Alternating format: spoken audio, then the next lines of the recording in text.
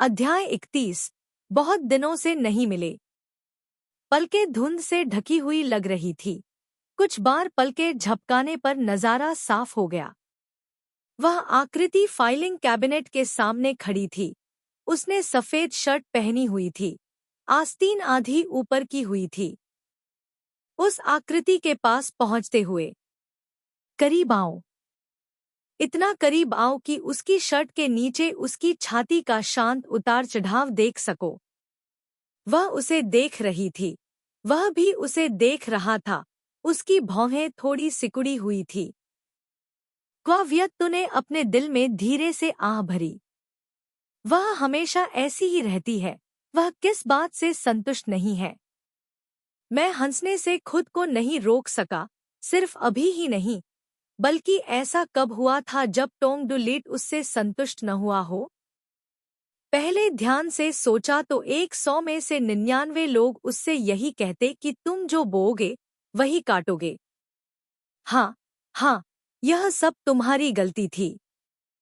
अब उसे अपनी गलती माननी पड़ी। टोंग डू लिट के सामने रुकते समय उन दोनों के बीच की दूरी सिर्फ 1 कदम की थी। आपकी भौहें अभी भी क्यों सिकुड़ी हुई हैं? उस समय उसे उसका भौहें सिकोड़ना बहुत बुरा लगता था। जब वह भौहें सिकोड़ता तो वह अपने हाथ से उसकी भौहें सिकोड़ती। भौहें सिकोड़ना आम तौर पर दुख का प्रतीक होता है। उसके साथ रहना मजेदार कैसे नहीं हो सकता। अगर वह खुश नहीं होती तो वह इसे सिर्फ अपने तक ही सीमित रख सकती थी।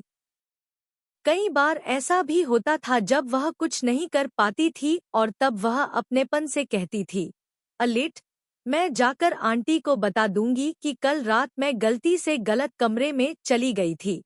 फिर युवक की सिकुड़ी हुई भौहें धीरे धीरे ढीली पड़ जातीं और वह अपना सिर घुमाकर खिड़की से बाहर देखने लगता और देखता रहता। उसकी आंखों में दुनिया खामोश हो गई थी। उस समय वह अपना कान उसकी छाती से लगा लेती। मैं बस यह जानना चाहता हूँ कि क्या ग्रीनलैंड के बच्चे के पास दिल है? अब उसके सामने वाला व्यक्ति उससे 1 सिर से ज्यादा लंबा था। अब उसके माथे को सहलाने के लिए उस तक पहुंचने के लिए थोड़ा ज्यादा प्रयास करना होगा। क्वाविएट-2 ने चुपके से कहा, यह बहुत बेहतर है। धीरे धीरे आगे बढ़ते हुए उसकी उंगली की नोक उसके माथे को छूने ही वाली थी कि उसने उसे वापस खींच लिया। वह उसे देख रहा था। उसकी नज़र पहले की कई बार की तरह ही थी जब उसने खिड़की से बाहर देखने का विकल्प चुना था। चाहे दिन हो या रात, चाहे धूप हो, बादल हो या बरसात, वह हमेशा शांत और चुप रहता था। ऐसा लगता था जैसे उसने उसे खिड़की के बाहर के दृश्य के रूप में देखा हो। अपना हाथ पीछे खींचते हुए उसके मुंह का कोना थोड़ा ऊपर उठा। शब्द टोंग डू लिट, बहुत दिनों से नहीं देखा, उसके मुंह के कोने से धीरे से निकल गया। कोई प्रतिक्रिया नहीं हुई। बड़ी हो चुकी, पूरी तरह से बड़ी हो चुकी, क्वाव्यक्तु उसके दिल में सताती रही। जब से टोंग डू लिट 20 साल की हुई है, ये परेशान करने वाले शब्द ज्यादा से ज्यादा बार आने लगे हैं। एक बार जब वह परेशान करना शुरू करती है तो वह निश्चित रूप से नहीं रुकती। इसलिए क्वाव्यक्तु ने खुद को अपना मुंह बंद करने के लिए मजबूर किया। अभी आक्रामक होने का समय नहीं है। यह सही है। कार्मेन, दोनों हाथों को सिर के ऊपर उठाएं, उन्हें एक दूसरे के ऊपर रखें, पलकें झुकी हुई हों, चेहरा 45 डिग्री के कोण पर झुका हुआ हो, छाती बाहर, पेट अंदर, कमर को एक झूलते हुए सांप की तरह एक दूसरे के ऊपर रखे हाथों से जोड़ा हुआ हो। नर्तक हमेशा दर्शकों को अपनी कमर दिखाने के लिए इस तरह से पोज देते हैं। सोंग डू लिट, क्या मैं कार्मेन जैसी दिखती हूँ? तुम कार्मेन से कहीं ज्यादा खूबसूरत हो, उसने मुस्कुराते हुए कहा। सोंग डू लिट के मुंह से ऐसे शब्द सुनना आसान नहीं था। लेकिन अगले ही पल क्वाव्यक्तु को तुरंत लगा कि कुछ गड़बड़ है। वह आवाज टोंग डू लिट की नहीं थी। आवाज के स्रोत के अनुसार टोंग डू लिट के दफ्तर में एक से ज्यादा लोग थे। उसका हाथ जल्दी से नीचे गया। उसने पलटकर अपना कॉलर ऊपर खींचा और अपने बालों को खींचकर अपनी छाती को ढक लिया। स्कर्ट बहुत छोटी थी, चाहे वह उसे कैसे भी खींचे, यह मुश्किल से उसके नितंबों को ही ढक पा रही थी। यह खत्म हो गया। इस तरह वह और क्या कर सकता है? क्वा वियत ने पलट कर देखा। टोंग डू लिट के बगल में एक आदमी खड़ा था। यह चेहरा अक्सर गॉसिप पत्रिकाओं में छपता था। अपने खाली समय में लोग अक्सर उसकी गर्लफ्रेंड बदलने की गति पर चर्चा करना पसंद करते थे, जिससे उसके प्लेबॉय होने का अंदाजा लगाया जा सकता था। लेकिन यह लड़की को उस आदमी के सीने में कूदने से नहीं रोक पाया। इस व्यक्ति की शक्ल सूरत बहुत अच्छी नहीं है, लेकिन सौभाग्य से वह काबिल है। 30 साल की उम्र में उसने विज्ञान और प्रौद्योगिकी जगत के नए महानायक का खिताब हासिल कर लिया है। विज्ञान और प्रौद्योगिकी जगत के नए महानायक, उसकी सबसे असाधारण हरकतें, उसका सबसे पागलपन भरा समय यूरोप की 5 सबसे मशहूर फुटबॉल टीमों में से एक के पूरे स्टेडियम के लिए टिकट खरीदना था। रेड वाइन यॉट मैगजीन के साथ जानी चाहिए। जाहिर है कि उसके सामने आने से पहले ये दोनों लोग काम पर चर्चा नहीं कर रहे थे। दोनों ऐसे दिख रहे थे जैसे वे किसी मशहूर अमेरिकी टीवी शो के बजाय फ्रेंड्स में अभिनय कर रहे हों। उसकी प्यारी रसभरी वह उस तरह के व्यक्ति के साथ क्यों घूम रही है? वह अपने दिल में बड़बड़ा रही थी, लेकिन उसकी बॉडी लैंग्वेज बेकार नहीं थी। एक स्वतंत्र पत्रकार के लिए ऐसा व्यक्ति निश्चित रूप से यहाँ चापलूसी करने के लिए आएगा। एसएन एनर्जी वास्तव में सोंग डू लिट द्वारा अधिग्रहित की गई थी। उसे अभी भी जीविका चलाने के लिए इस नौकरी पर निर्भर रहना था। विज्ञान और प्रौद्योगिकी की यह नई किंवदंती क्यूबाई नाम की लग रही थी। उसने सोंग डू लिट के सामने अपना हाथ बढ़ाया, चापलूसी करते हुए कहा, पिछले सप्ताहांत मैं एक फुटबॉल मैच देखने गया था। इस तरह के अनुभव को केवल सुंदर शब्दों में वर्णित नहीं किया जा सकता है। उसका हाथ अभी भी हवा में था और उसकी आंखों के सामने कुछ भी नहीं था। सोंग डू लिट ने उस विज्ञान किंवदंती के कंधे को गले लगाया। उन दोनों ने अपने सिर नीचे किए और फुसफुसाते हुए कार्यालय के दरवाजे की ओर बढ़े, पूरी तरह से उसे हवा के रूप में मानते हुए। क्वा वियत तो केवल अपना हाथ वापस ले सकती थी। उसके पीछे दरवाजा खुलने की आवाज आई। चलो अगली बार साथ में चाय पीते हैं। चलो किसी सप्ताहांत समुद्र तट पर चलते हैं। दरवाजा बंद होने की आवाज गूंजी। आसपास का माहौल अचानक बेहद शांत हो गया। इस बार क्वा वियत को लगा कि दफ्तर में सिर्फ 2 लोग बचे हैं, लेकिन फाइलिंग कैबिनेट के पास स्थिर खड़ा व्यक्ति इस बार उसकी ओर बदल गया और उसकी ओर चलने वाला व्यक्ति उसकी ओर बदल गया। उसकी नजर का ध्यान उस पर पड़ा। धीरे धीरे ध्यान केंद्रित से बिखरा हुआ।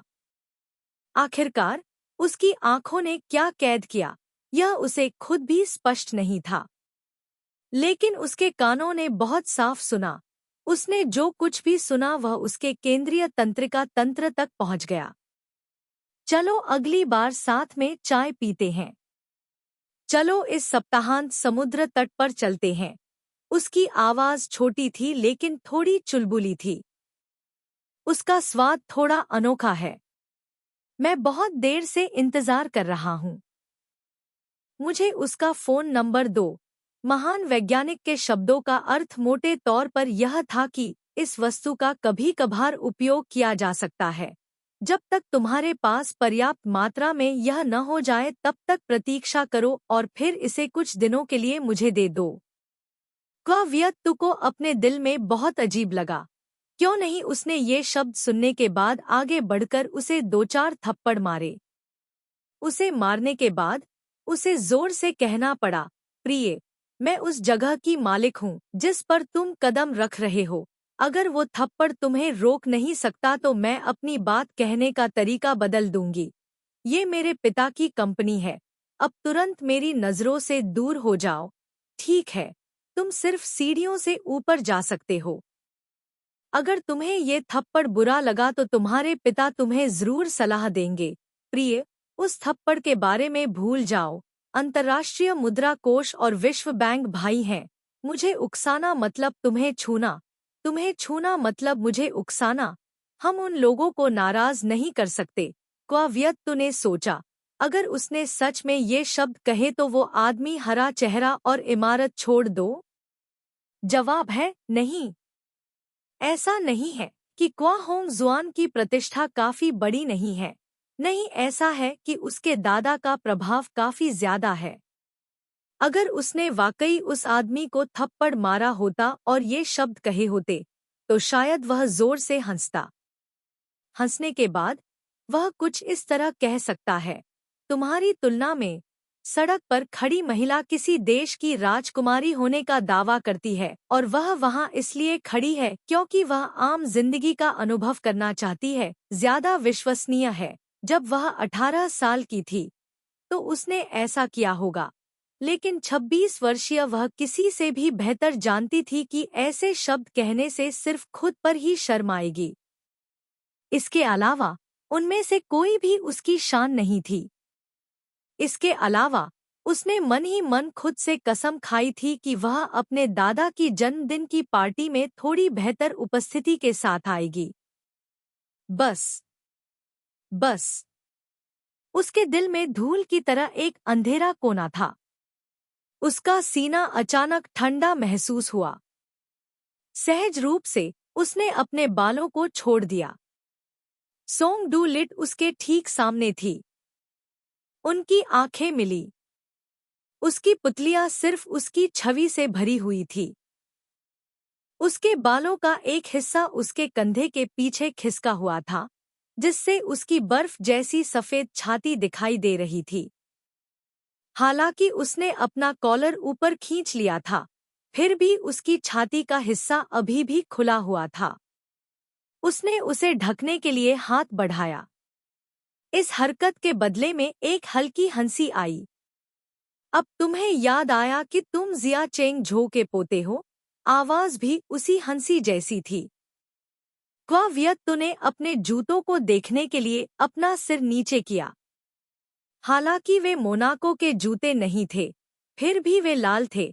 ऊंची एड़ी के जूते की नोक उसके टखने के चारों ओर बंधे रेशमी रिबन के समान रंग की थी।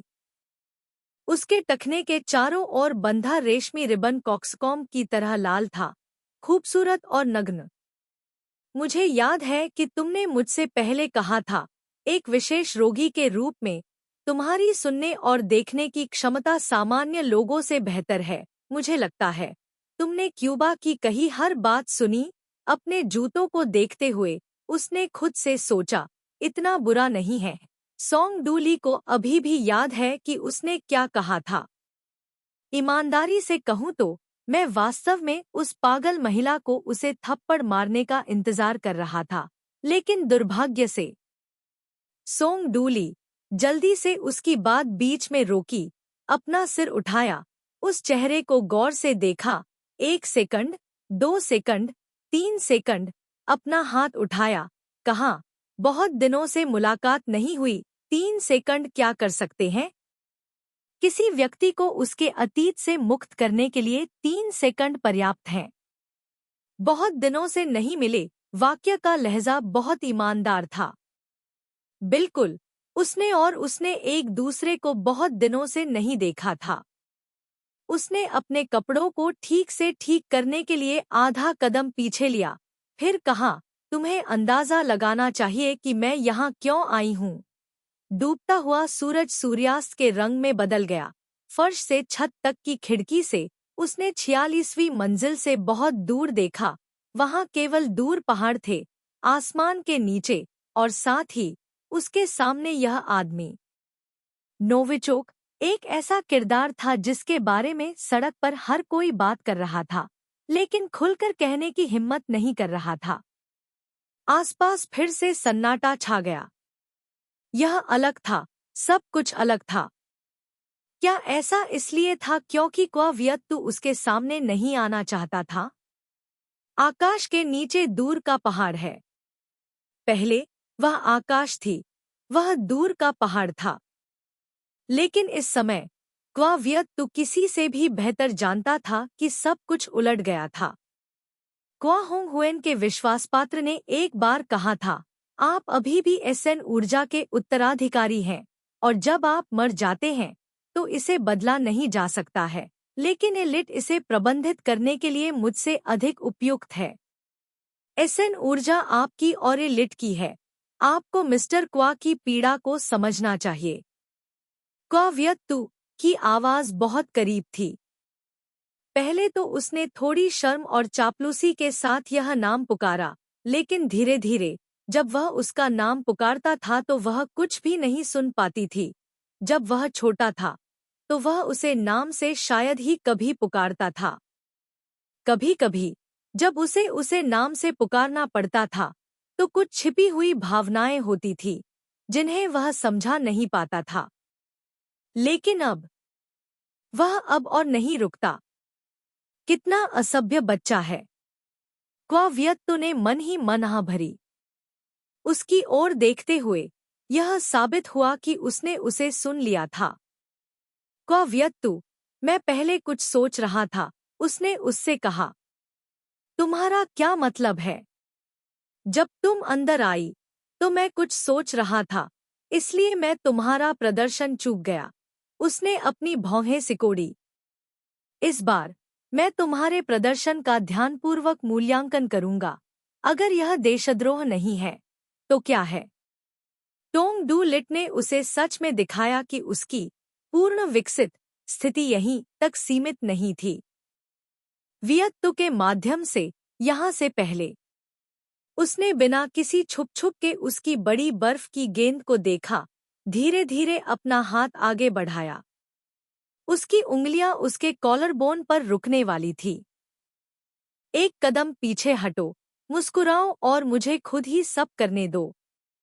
मेरे सीने को ढकने वाले बालों को पीछे करो, मेरी स्कर्ट को छोड़ दो, मेरे कॉलर को नीचे खींचो, देखो, मेरी ब्रा का फीता किनारा पूरी तरह से खुला हुआ है। उसकी ओर देखते हुए वह उस आदमी की तरह पलकें झपकाने लगी जिससे वह लिफ्ट में मिली थी।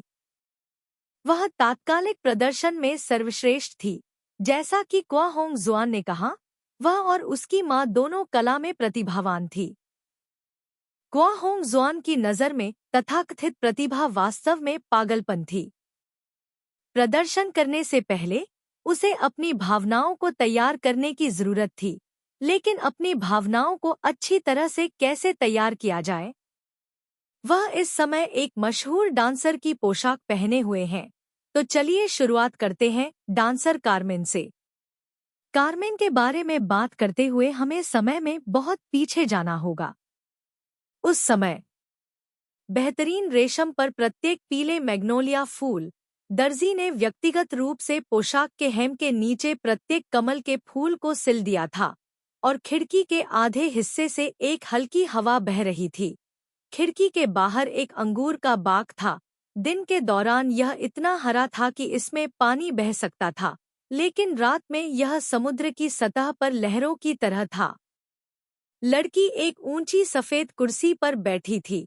लड़का लड़की के सामने खड़ा था। लड़की खिड़की से बाहर देख रही थी और सुन रही थी।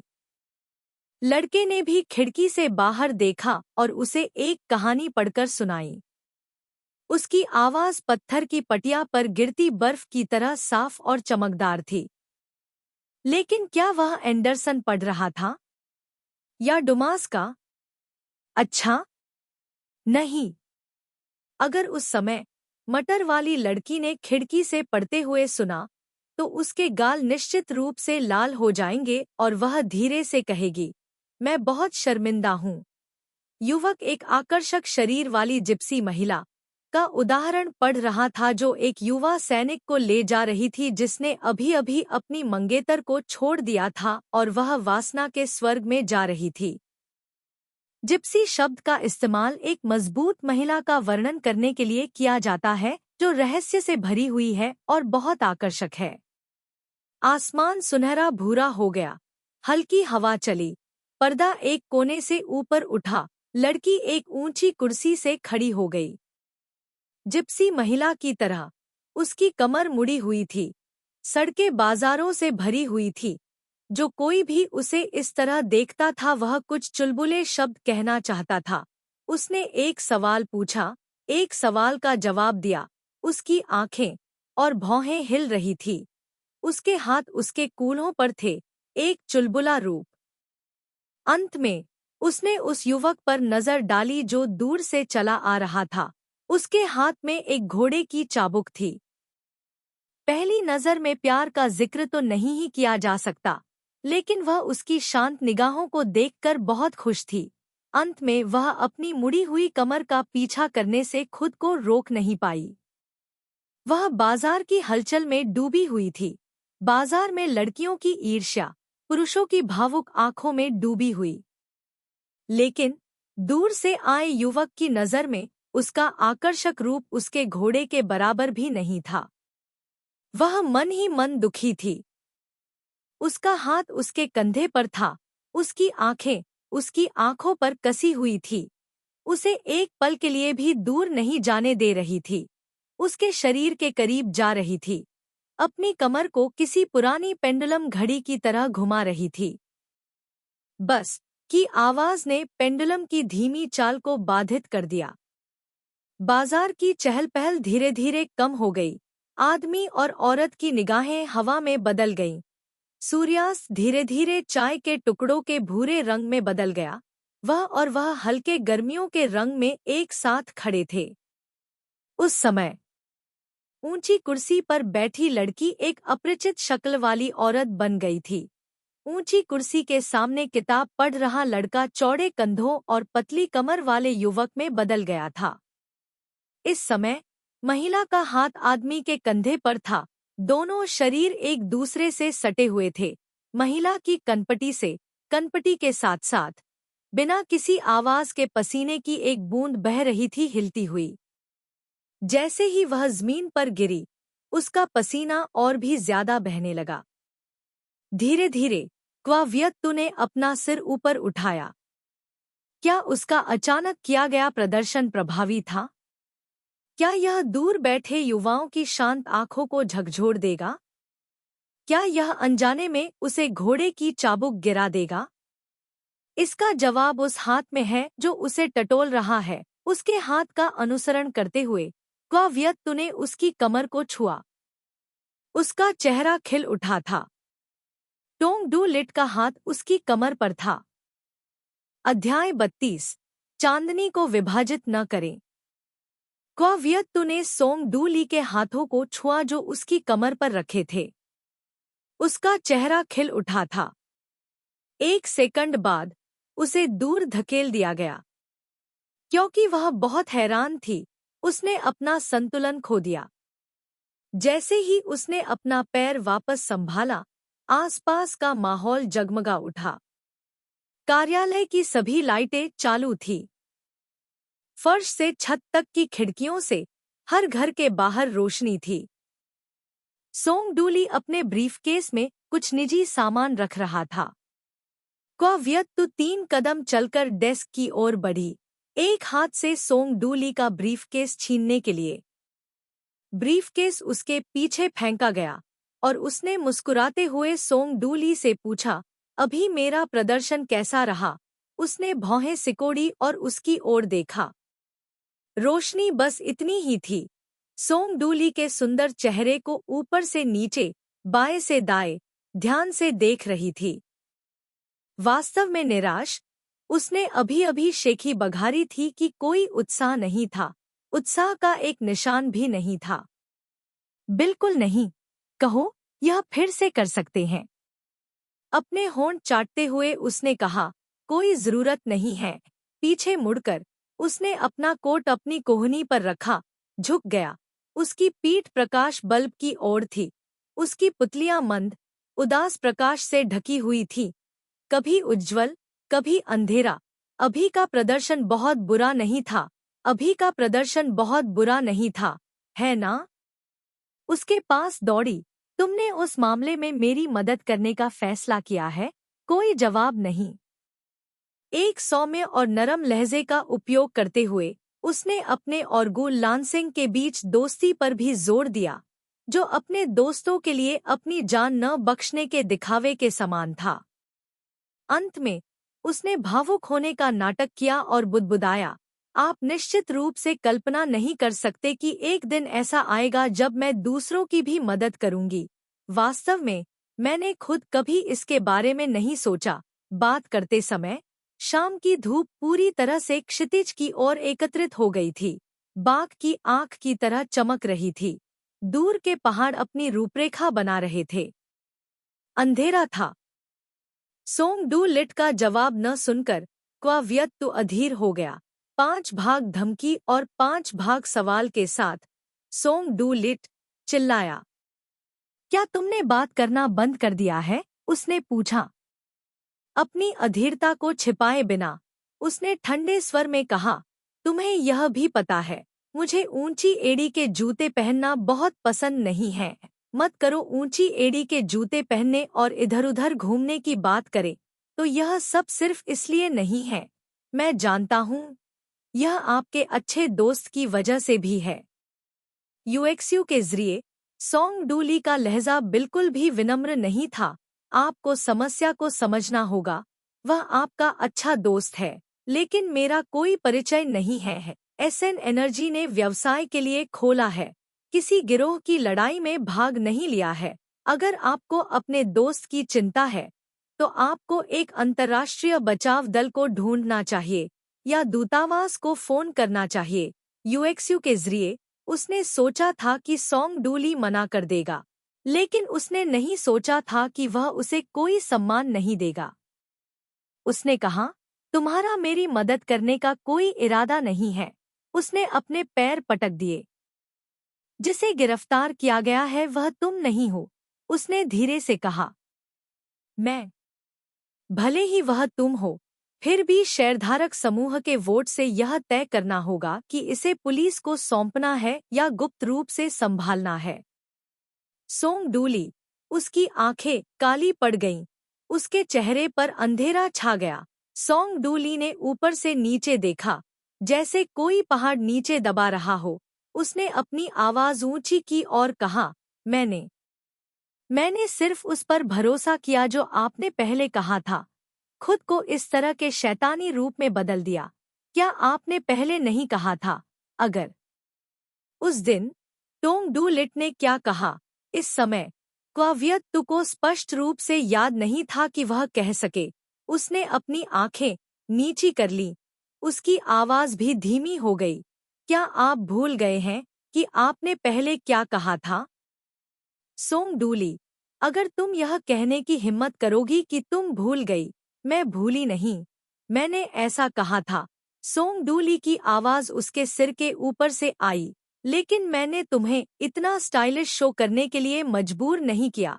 यह पता चला कि उसे उसका इस तरह दिखना पसंद नहीं था, और उसे नहीं पता था कि यह नापसंदगी इसलिए थी क्योंकि उसने उसके अफवाह वाले प्रेमी के सिर पर बंदूक तान दी थी। वियत तू जाओ, तुम्हें अपने पूर्वजों का शुक्रिया अदा करना चाहिए, वरना। उसकी उंगलियों ने हल्के से उसके बालों को छुआ और कहा, आज तुमने जो किया उसके बाद तो तुम अगले 10 सालों तक हेयर सैलून में नहीं जा पाओगी। 10 मिनट से ज्यादा पहले क्वाव्यत्तु ने भी किसी और को यही बात कहते सुना था। ऐसा लगता है इस दफ्तर में एक छोटी सी मौन सहमति है। वे वाकई मौन सहमति है। टोंग डू लिट, मैं तुम्हें विचार करने के लिए 3 सेकंड का समय दूंगी। उसने एक एक शब्द कहा, मदद करूंगी या फिर भी मदद नहीं करूंगी। अभी बोलना समाप्त किया। कोई मदद नहीं। यदि यह पहले होता, भले ही वह मदद न करता। सोंग डू ली 3 सेकंड के लिए सोचने का नाटक करता। अब निश्चित रूप से उसके पंख पहले से ही मजबूत थे। उसके ब्रीफकेस को उसके चेहरे पर जोर से पटकते हुए, सोंग डू ली, मर जाओ। इस तरह के कपड़े पहनने और यहाँ आने की हिम्मत जुटाने में उसे कई दिन लग गए। दरवाजे की ओर चलते हुए प्रवेश द्वार से कुछ कदम दूर क्वाव्यक्तु ने बंदूक देखी जिसे उसने पहले जमीन पर फेंक दिया था। वह विचार तेजी से आया। जैसे ही उसने उसे छुआ, वह भड़क गया। बंदूक उठाते हुए वह बचपन से ही बंदूकों के साथ खेलती थी, इसलिए वह बहुत कुशल थी बंदूकों का उपयोग करने से पहले, लेकिन कोई गोलियां नहीं थी। अब गोलियां थी। पलटकर थूथन ने सीधे सोंग ली पर निशाना साधा। हालांकि यह बंदूक बहुत साधारण थी, साधारण से भी ज्यादा साधारण, लेकिन एक बार ट्रिगर खींचने पर परिणाम वही था। शांति से कदम दर कदम आगे बढ़ते हुए थूथन ने सीधे लक्ष्य पर निशाना साधा। 2 मीटर, 1.5 मीटर, आधा मीटर। खड़े होकर सोंग ली से आधे मीटर की दूरी पर बंदूक की नाल उसके बाएं सीने पर तान दी गई थी। चाहे आप इसके बारे में कुछ भी सोचें, उस खूबसूरत चेहरे पर छेद करना वास्तव में प्रकृति के खिलाफ पाप है। बिना किसी कंपी के अपने हाथ में बंदूक थामे हुए जिस व्यक्ति पर तान दी जा रही थी, वह वही था। सोंग ली, तुम भी जानते हो मेरा दिमाग सामान्य नहीं है, इसलिए मैं चाहे कुछ भी कर लूं, मैं खुद नहीं जानती कि कैसे समझाऊं, भले ही मैं अभी तुम पर बंदूक तान दूं, उसने उससे कहा। इन शब्दों में कोई अतिशयोक्ति नहीं थी। वह एक आनुवंशिक मानसिक बीमारी से पीड़ित थी, इसलिए वह कोई भी बेतुका काम कर सकती थी, जैसे कि अभी। क्योंकि उसे यकीन नहीं हो रहा था, उसने वह हाथ जो बंदूक नहीं पकड़े हुए था, धीरे से अपने दिल पर रख लिया। डर का एक भी अंश नहीं था, यहाँ तक कि बहुत खुशी भी थी। उसके कानों में एक मीठी आवाज गूंज रही थी, जो लगातार उसे आग्रह कर रही थी, जल्दी से ट्रिगर खींचो। स्वर मीठा और अपरिपक्व दोनों था। वियत-2 के माध्यम से उसने महसूस किया यह आवाज 12 साल की उम्र में उसकी आवाज से बहुत मिलती जुलती थी। जल्दी से ट्रिगर खींचो, आवाज फिर से दोहराई गई। एक हल्की हवा बही और युवक ने नॉर्वेजियन में 14 लाइन की कविता की 10 पंक्तियां भावपूर्ण ढंग से सुनाई। मैं आपकी तुलना गर्मियों से कैसे कर सकता हूँ? इसकी तुलना में आप अधिक प्यारी और कोमल हैं। जल्दी से ट्रिगर खींचो, मधुर आवाज ने आग्रह किया। उसे एक और मौका दो, एक और आवाज गूंजी। उसे एक और मौका दो, यह जारी रहा। अपने होठों को हिलाते हुए उसने शब्द दर शब्द पूछा, सोंग ली, मदद करो या न करो, क्या इसलिए कि उसका गो लानसेंग के साथ अच्छा रिश्ता है? नहीं, अब ऐसा नहीं है। जो उसे नफरत करता है वह है, कोई मदद नहीं। जब तक वह उस वाक्य को हटा देता है, वह अधिक सहज महसूस करेगी। सच में, उसे बस उस उत्तर को हटाने की जरूरत है। जब उस पर बंदूक तान दी जाती है, तो वह स्वाभाविक रूप से उत्तर बदल देगी। मौत का सामना करते समय हर कोई कायर होता है। अगर उनका दिमाग साफ नहीं है, तो वे तुरंत सहमत हो जाएंगे। एक बार जब क्वाव्यक्तु ऊब महसूस कर रही थी, तो वह देखना चाहती थी कि क्या ट्रांसफॉर्मर स्टेशन पर चेतावनी संकेत वास्तव में वही कहता है जो उसने लिखा था। जब उसने इसे छुआ, तो एक महान बल ने उसके शरीर को पीछे धकेल दिया। वह जमीन पर लेट गई, उसकी आंखें आसमान की ओर देख रही थी। ऐसा लगता है एक पागल भी मौत से डरता है। तब से जब भी क्वाव्यक्तु को कोई ट्रांसफॉर्मर स्टेशन दिखाई देता, तो वह उससे बहुत दूर भागती। उत्तर को सही करने के लिए उसके इंतजार में उसका मूड बहुत अच्छा था। उसने आराम से टोंग लिट की खूबसूरत आंखों और होठों को देखा। वो होंठ उसने पहले भी चूमे थे, और एक से ज्यादा बार। कभी कभी वो चुंबन बहुत बढ़िया होता था, कभी कभी चुंबन कड़वा होता था, कभी कभी चुंबन गुस्से वाला होता था, कभी कभी बहुत दुखद होता था। सुनने के लिए कान झुकाते हुए इंतजार करते हुए, कोई मदद नहीं।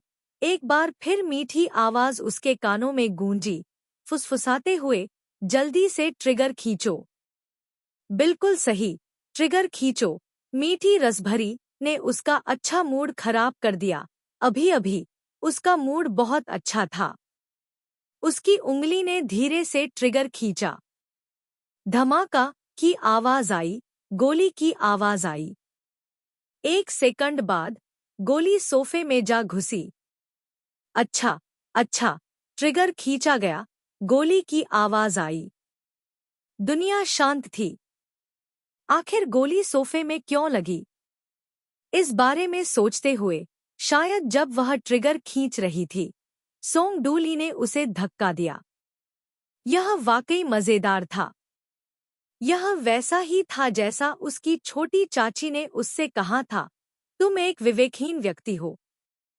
यू शियाओ के शरीर के माध्यम से वह निष्क्रिय रूप से पीछे झुक गई। फिर एक शरीर ने उसे अपने आलिंगन में जकड़ लिया और फिर अपने हाथ में बंदूक को कोट रैक की ओर फेंक दिया। कोट रैक नीचे गिर गया, कार्यालय के अंदर की चीजों को बहा ले गया। जब रंबल की आवाज आई तो उसने अपनी आंखें कसकर बंद कर लीं। सहज रूप से अपना चेहरा सबसे सुरक्षित जगह पर घुमाया, फिर करीब दबाया। आवाज गायब हो गई। ऐसा लग रहा था कि आसपास का माहौल अभी-अभी एक तूफान से गुजरा है, गतिरोध, ठंडा और शांत। लेकिन एक और आवाज गूंजी, जैसे कि कीचड़ से आ रही हो। शांत दोपहर में बैंग बैंग बैंग की आवाज आती रही, साथ ही छाती के लगातार ऊपर नीचे होने की आवाज भी आती रही।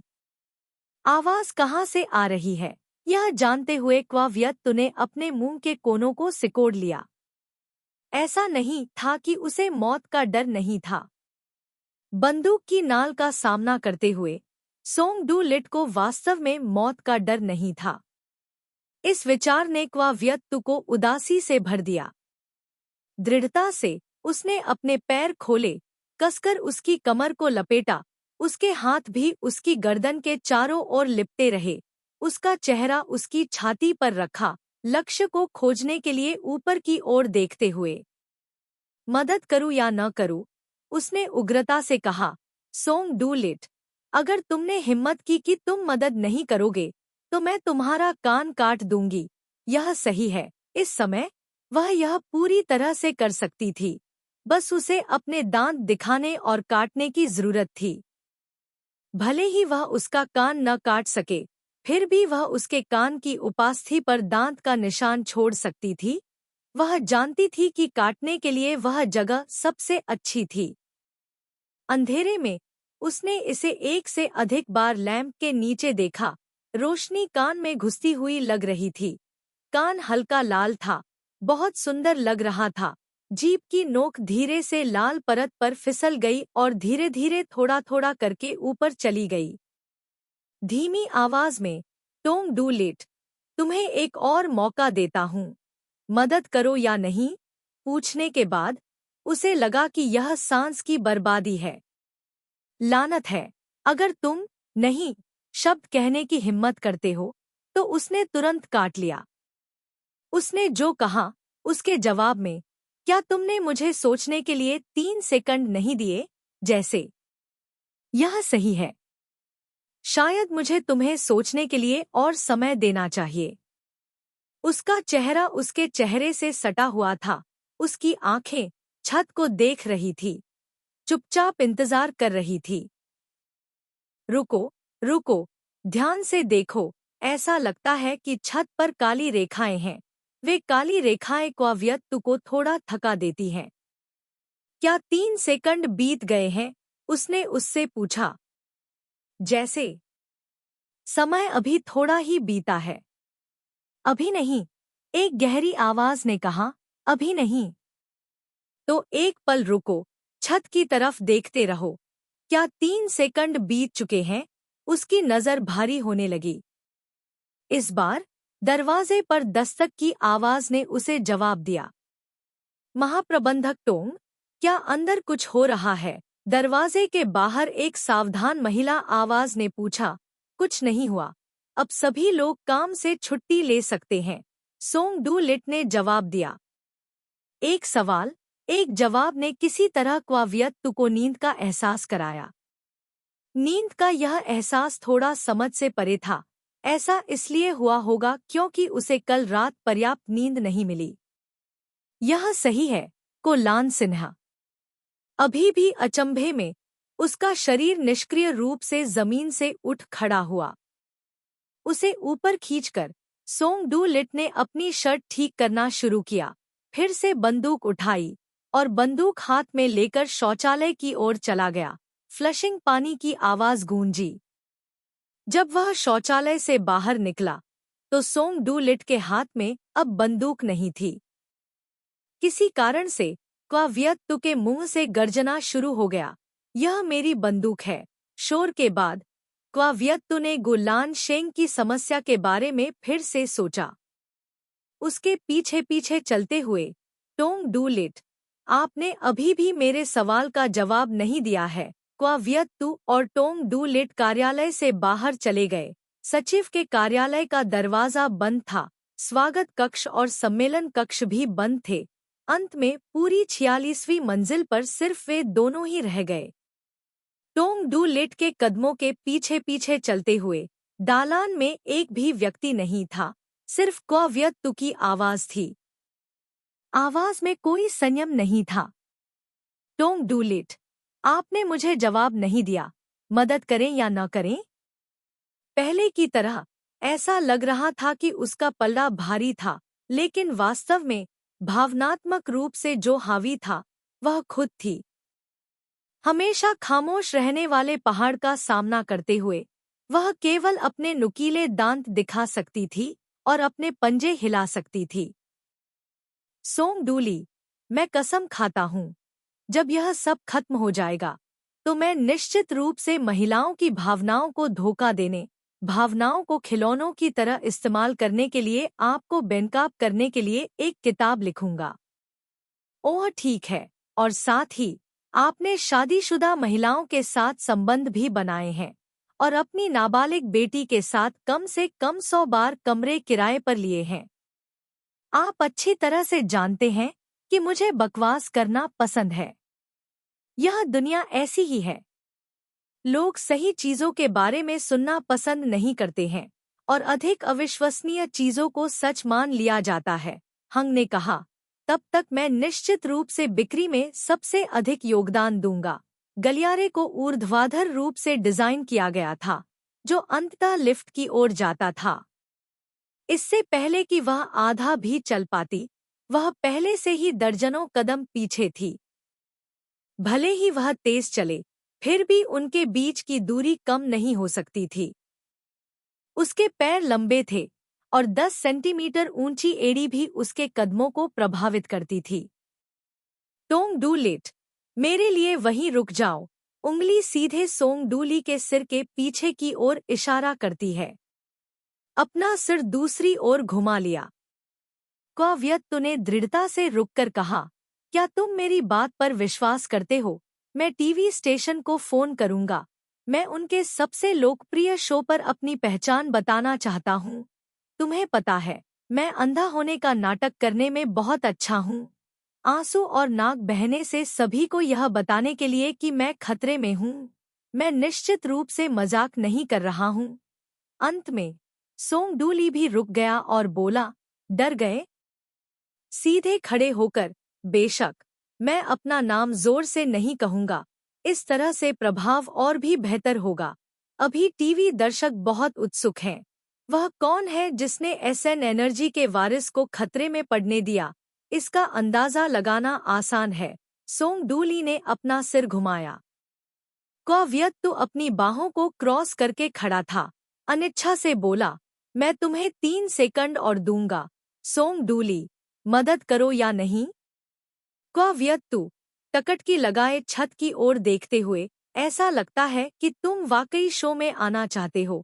मानो या न मानो, तुम अभी अभी टीवी स्टेशन से एक पैर आगे रखकर बाहर निकले हो और टीवी दर्शक बाद में बेस्ट परफॉर्मेंस पुरस्कार प्रतियोगिता के लिए तुम्हारे प्रदर्शन को नामांकित करेंगे।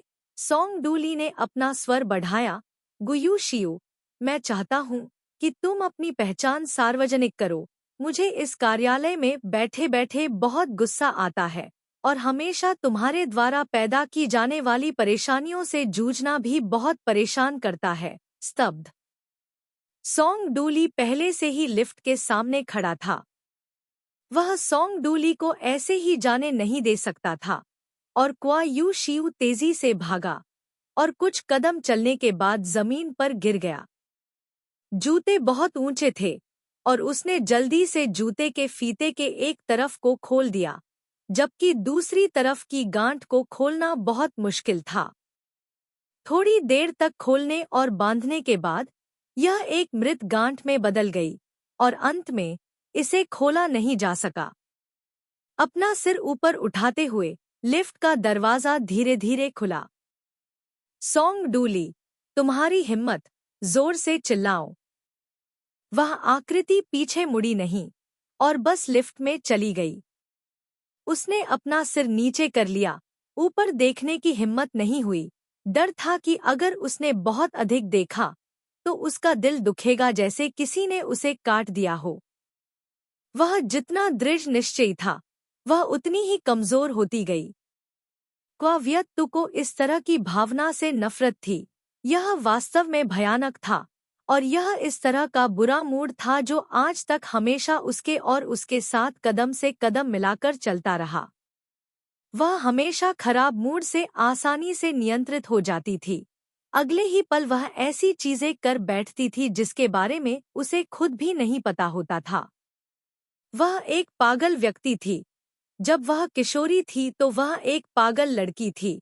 अब जब वह बड़ी हो गई है तो वह एक पागल लड़की है और लंबे समय बाद जब उसके बाल सफेद हो गए तो वह एक पागल महिला थी।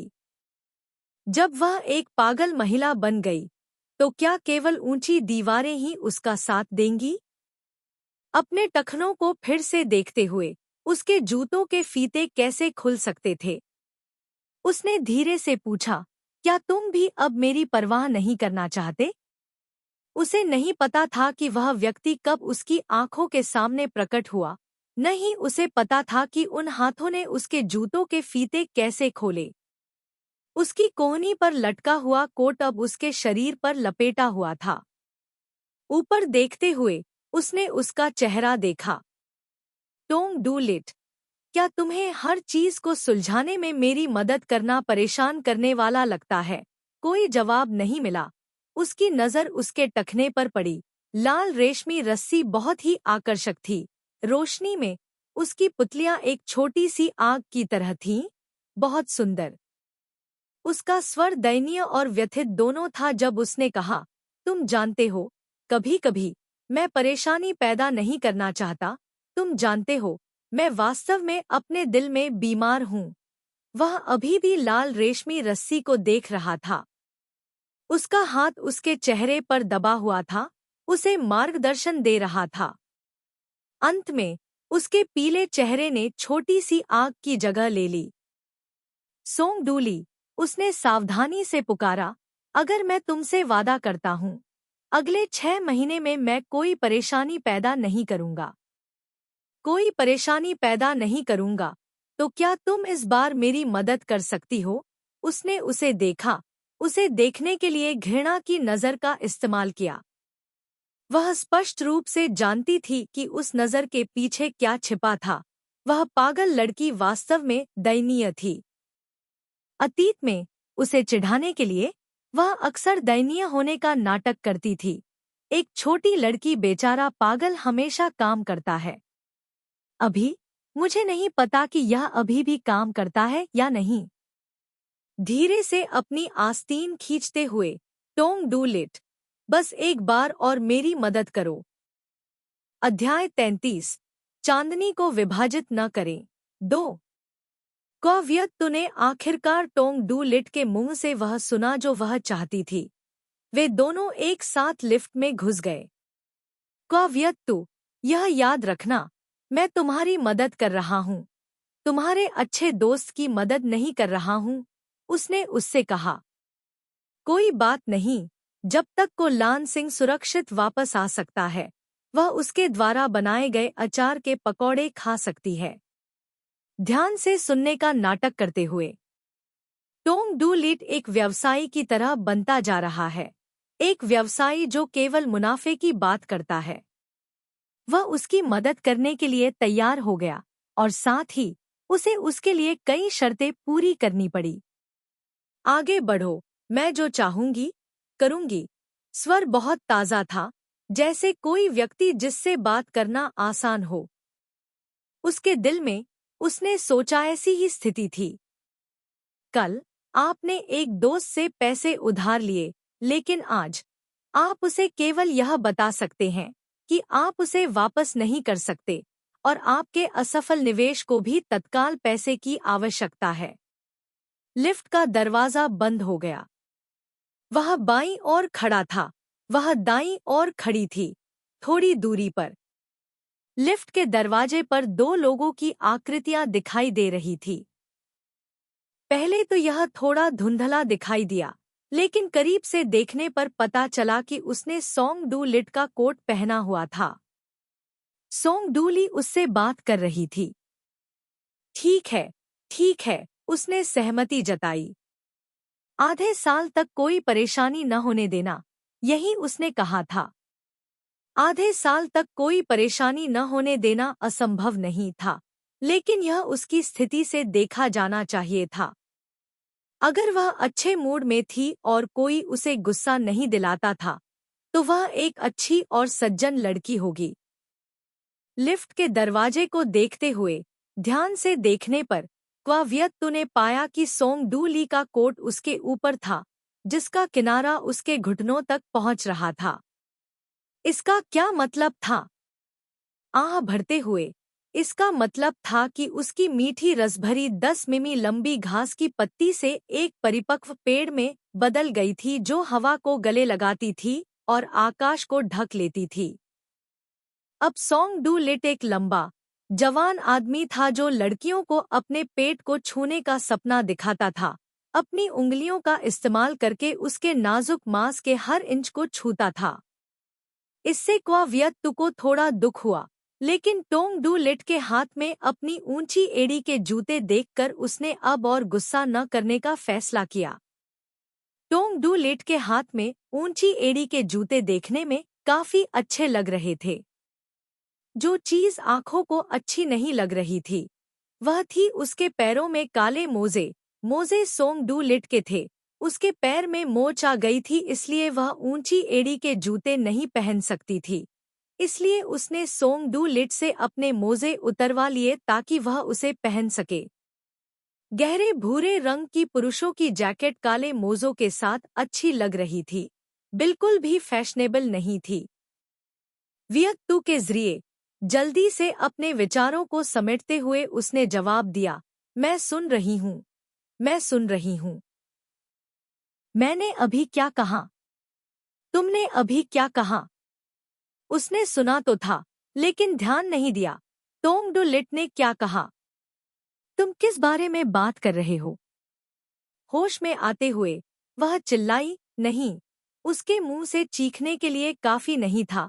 वह दबे पांव चली गई और उसका कॉलर पकड़ लिया। सपने मत देखो। सुनो, वह बदमाश क्या है जिसे बुलाकर भगा दिया गया, और अब उससे क्या कह रहा है? मैरियन के भतीजे की शादी हो रही है। मैरियन अपने गृहनगर वापस चली जाएगी। मैरियन चली गई है। घर में झाड़ू लगाने, साफ सफाई करने, खाना बनाने, कपड़े इस्त्री करने, बगीचे की सफाई करने वाला कोई नहीं है। अगले हफ्ते मुझे उम्मीद है कि तुम मैरियन के कर्तव्यों को संभाल सकोगी। मुझे उम्मीद है कि तुम मैरियन के कर्तव्यों को संभाल सकोगी, जो कहने में आसान लगता है, लेकिन वास्तव में यह उसकी सेवा करना है। उसका नौकर होने के नाते टोंग डू लिट वास्तव में उसे नाराज करना चाहता था। अगर वह नाराज होती, तो वह खुलेआम उसे उत्तराधिकारी बना सकता था। सोंग डू लिट, फिर से कहो। उसकी आंखें गुस्से से चौड़ी हो गईं। यह सही है, मैरियन मेरी नौकर है, एक जिम्बाब्वेवासी, सोंग डू लिट ने कहा। सिर्फ उस युवक की मधुर आवाज लोगों को आसानी से प्यार में डाल देती थी, लेकिन उसकी आवाज लोगों को पागल कर देती थी। उसने गुस्से से अपने सामने खड़े चेहरे को देखा। आंखें शांत थी, पुतलियां स्याही की तरह काली थी, मानो अगले ही पल तूफान आने वाला था, लेकिन साथ ही ऐसा भी लग रहा था मानो अगले ही पल शांतिपूर्ण वर्षों का स्वागत होगा। वह गिर पड़ी और जाने दिया। यह सोंग डू लिट का अपने तरीके से उस अपमान को वापस पाने का तरीका था जो उसने अतीत में उसे दिया था। उसके पंजे थोड़े कांप रहे थे और वह मुश्किल से खड़ी हो पा रही थी। उसने खुद को डगमगाने नहीं दिया। उसके हाथ लिफ्ट की दीवार पर टिके हुए थे। वह कुछ कदम पीछे हटी। उसकी पीठ लिफ्ट की दीवार से टिकी हुई थी। वे अभी दूसरी मंजिल पर थे। 2525, 24, 23। उसकी आंखें लगातार बदलते नंबर पर टिकी रहीं। उसके मुंह से निकला, सोंग डू लिट, भूल जाओ इसे। लिफ्ट में सिर्फ उसकी आवाज थी, जो बेबस लग रही थी। सोंग डू लिट, मुझे खाना बनाने दो, कपड़े प्रेस करने दो, घर साफ करने दो, भूल जाओ इसे। 19, 18 जब लिफ्ट में नंबर 17 हो गया, तो क्वाव्यक्तु ने खुद को यह कहते हुए सुना, यह असंभव नहीं है, लेकिन ज्यादा से ज्यादा 3 दिन ही लग सकते हैं। 3 दिन उसके लिए उसके घर को तहस-नहस करने के लिए काफी थे। पहले वह बिजली का स्विच खराब कर देती, फिर सेप्टिक टैंक भर देती, पानी की आपूर्ति बंद कर दी गई, रसोई का फर्श सड़े हुए टमाटरों से भरा हुआ था। यह विचार बुरा नहीं था। आवाज बहुत खुश थी। यह ज्यादा से ज्यादा 3 दिन ही हो सकता है। ठीक है। 1 मिनट रुको, मैं मैरियन को फोन करता हूँ। मुझे यह सुनकर खुशी होगी कि छुट्टी 1 हफ्ते से बढ़ाकर 10 दिन कर दी गई है। तुम्हारा क्या मतलब है? मुझे लगा जैसे मेरा दिल फटने वाला है। 10 दिन, बकवास। टोंग डू लिट, लगता है पागल आदमी तुम ही हो। 2 हफ्ते, आवाज में मोलतोल का भाव था। टोंग टोंग डू लिट, उसका स्वर गुस्से से भरा हुआ था, लेकिन जब उसने उसकी आंखों से आंखें मिलाईं, तो उसकी आवाज नरम हो गई। आखिरकार, आखिरकार, उसने कहा, ठीक है। फिर 2 हफ्ते। क्वाव्यक्तु अपने ही शब्दों से डर गई। उसने टोंग डू लीम को एक अचंभे में देखा।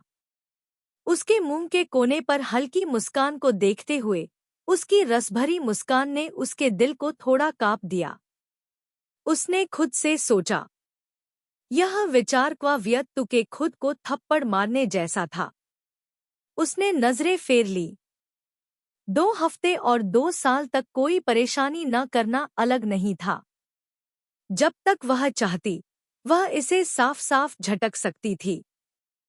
ऐसा तय करके क्वाव्यक्तु ने भी टोंग डू लिट की बात पर ध्यान नहीं दिया।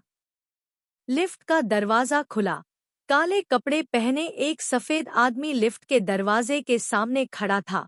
सफेद आदमी ने वह बैग पकड़ा हुआ था जिसे क्वाव्यक्तु ने गिरा दिया था। बढ़िया। अभी भी वह यही सोच रही थी कि अपना बैग कैसे वापस पाए। बैग में पासपोर्ट, कार्ड, ड्राइविंग लाइसेंस और ID card, job title card थे। सोंग डू लिट के हाथ और भी तेज थे।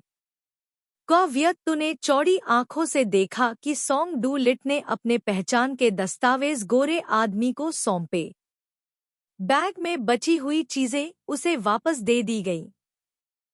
उसने निष्क्रिय रूप से स्वीकार कर लिया। गोरे आदमी ने एक बॉक्स थमा दिया। बॉक्स में महिलाओं के जूतों की एक जोड़ी है। टोंग डू लिट ने उसके सामने जूते फेंक दिए। उसकी मीठी रसभरी में बिल्कुल भी वीरता नहीं है। वह भविष्य में महिलाओं को कैसे खुश कर सकती है? उसने अपने दिल में बड़बड़ाया। उसके पैर बेकार नहीं थे। जूते वास्तव में उसके पैरों में फिट थे। वे तीनों पार्किंग स्थल की ओर चले गए। दोराहे पर सफेद आदमी बाईं ओर मुड़ गया। क्वाव्यक्तु और टोंग डू लिट दाईं ओर मुड़ गए। वह जाग गई और टोंग डू लिट को खींच लिया। श्वेत व्यक्ति की ओर इशारा करते हुए क्वाव्यक्तु ने कहा, मेरा पासपोर्ट और कार्य प्रमाण पत्र सब उस व्यक्ति के हाथ में है। कोई जवाब नहीं। अपने पैर पटकते हुए टोंग डू लिट, तुम जल्दी क्यों नहीं करते और पीछा करते? चिंता मत करो, यह 2 सप्ताह में तुम्हारे पास सही सलामत वापस आ जाएगा। सोंग डू लिट ने धीरे से एक वाक्य कहा। गोरे आदमी की आकृति कोने में गायब हो गई। क्वावियत तो निष्क्रिय रूप से सोंग डू लिट के पीछे चला गया। उसने अपना सिर नीचे करके अपने हाथ को देखा जो उसके द्वारा पकड़ा हुआ था। उसने उसे बाहर निकालने के लिए देर से संघर्ष किया। यह असफल रहा। सोंग डू लिट, क्या तुम्हें लगता है कि मैं अपना कर्ज चुकाने में चूक जाऊंगा? उसने झल्लाकर सोंग डू लिट की गर्दन से कहा। जब वे पार्किंग स्थल पर पहुंचे तो क्वावियत तू अभी भी बड़बड़ा रही थी। सोंग डू लिट ने यात्री का दरवाजा खोला और अंदर जाने के लिए नीचे झुकी। कार पार्किंग स्थल से बाहर निकल गई। केवल सोंग डू लिट के रिमाइंडर के तहत उसने अनिच्छा से अपनी सीट बेल्ट बांधी। उसने उन रिमाइंडर को हवा की तरह लिया। बस क्वावियत ने अपना मुंह बंद कर लिया। पासपोर्ट, आईडी कार्ड और कार्य शीर्षक कार्ड केवल तब तक प्रतीक्षा कर सकते थे जब तक कि गुलान शेंग सुरक्षित रूप से भाग न जाए और फिर उन्हें वापस लाने का कोई तरीका न सोचे। उसने और सोंग डू लिट ने एक दूसरे को लंबे समय से नहीं देखा था और उसे नहीं पता था कि अब उनके जीवन की गुणवत्ता बदल गई है या नहीं। वह एसएन एनर्जी की सीईओ भी बन गई थी। कार के चारों ओर देखने पर कार का शरीर लोराइडिंग कार के समान डिजाइन किया गया था, उतनी ही कम जितनी की औसत आय वाले लोग सड़क पर खरीद सकते हैं। ओह, ऐसा लग रहा था कि यह एक ऐसी कार थी जिसे औसत आय वाले लोग खरीदेंगे। क्या आपने नहीं कहा था कि आपकी वार्षिक आय 1 मिलियन तक पहुंच सकती है, तारा? क्वावियत ने अपनी भौहें उठाई और पूछा। पिछले साल बाहर हर किसी ने कहा कि टोंग डू लिट ने अभी-अभी 1 मिलियन से अधिक वार्षिक आय वाले लोगों की सूची में प्रवेश किया है। सार्वजनिक रूप से उसकी मीठी रसभरी बार-बार ये शब्द कहती रही। उसके दिल में वह मजाक उड़ाते हुए हंसी, लेकिन उसके स्वर में चिंता थी। बेहतर सुविधाओं वाली कार में बदलाव क्यों नहीं किया?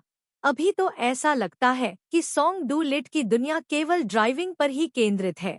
या हंसते हुए हाँ, पोती की शादी के लिए पैसे बचाने की योजना बना रहे हैं।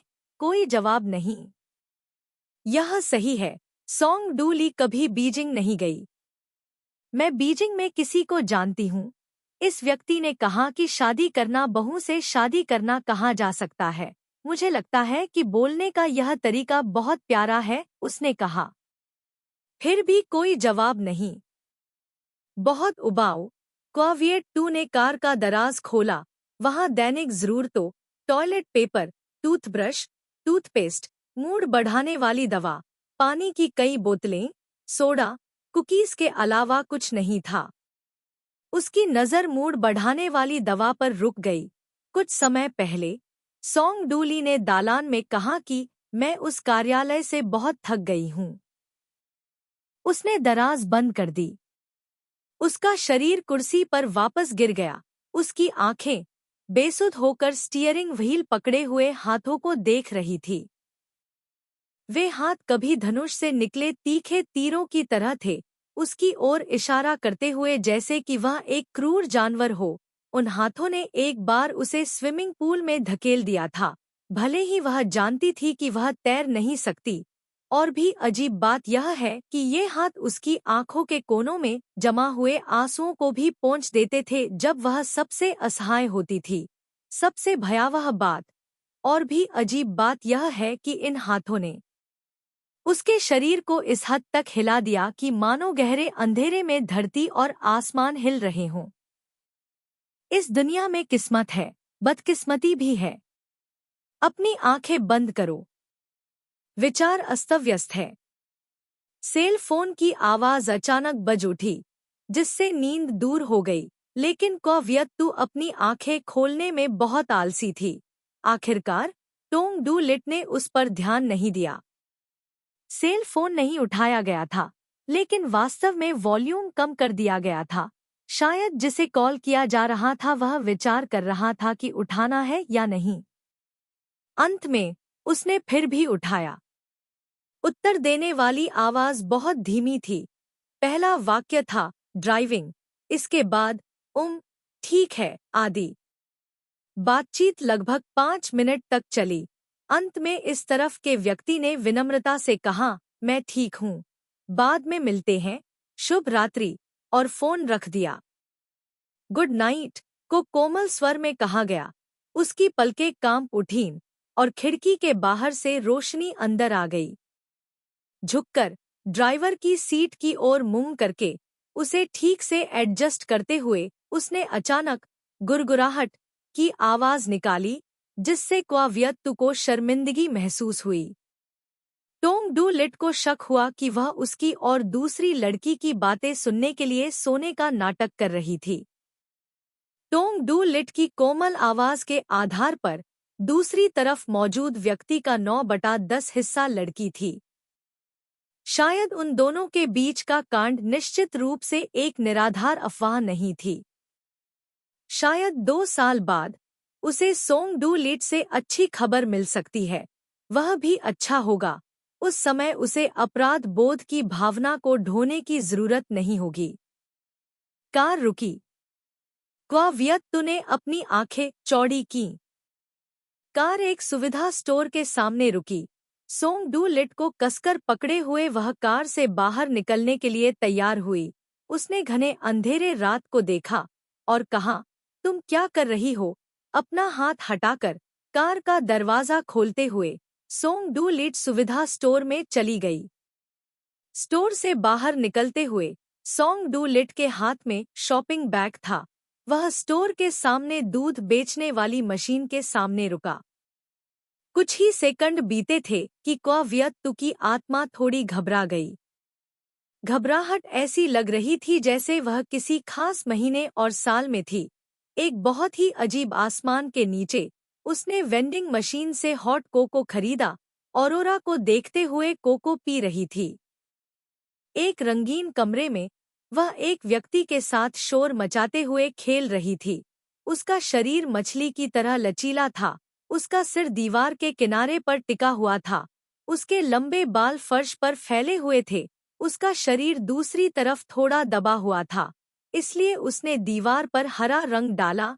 छत हिल रही थी, आगे पीछे हिल रही थी।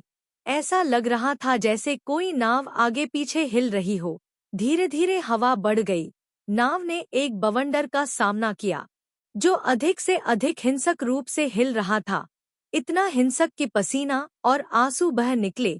आंसुओं के माध्यम से उसने एक व्यक्ति को देखा। दूसरे व्यक्ति ने उसकी दृष्टि को अवरुद्ध कर दिया। वह उस व्यक्ति के शरीर के नीचे छिप गई, रोते हुए, डरी हुई। डरो मत, अभी तक कुछ नहीं हुआ है, दूसरे व्यक्ति ने उसके कान में फुसफुसाया। उसके माथे का पसीना उसकी कनपटी तक बह गया। कार का हॉर्न बजा, उसके कानों को ढकते हुए उसका शरीर सिकुड़ गया। उसकी आंखें कसकर बंद हो गईं। उसका मुंह बुदबुदाया। वह समझ नहीं पा रही थी कि वह क्या बुदबुदा रही थी, लेकिन इस समय बुदबुदाने से उसे कोई मदद नहीं मिल पा रही थी। सीट बेल्ट जानलेवा रस्सी की तरह लग रही थी। उसके कांपते हाथ टटोल रहे थे। दूर से एक प्रतिध्वनि आ रही थी। धमाका की आवाज आई। आंखें अचानक चौड़ी हो गईं। वह चेहरा बहुत करीब था। उस चेहरे को देखते हुए पसीने ने पहले से ही उसकी कमीज के पीछे को भिगो दिया था। आओ। उसे अपना नाम पुकारने का मौका दिए बिना उसने शॉपिंग बैग पकड़ लिया। मुंह से जोर से कहा, इतना धीरे क्यों? मैं भूख से मरने वाली हूँ। रोटी चबाते हुए, दूध पीते हुए, खिड़की के बाहर रात के दृश्य को देखते हुए, अगर इस समय कुछ संगीत होता तो यह और भी अच्छा होता। यह कहते हुए उसने संगीत चालू कर दिया। कार एक अपेक्षाकृत सुनसान जगह पर रुकी। हालांकि यह जगह सोंग डू लिट के कार्यालय भवन से लगभग 40 मिनट की ड्राइव दूर थी, लेकिन चारों ओर देखने पर पता चला कि यहाँ कोई निवासी नहीं था।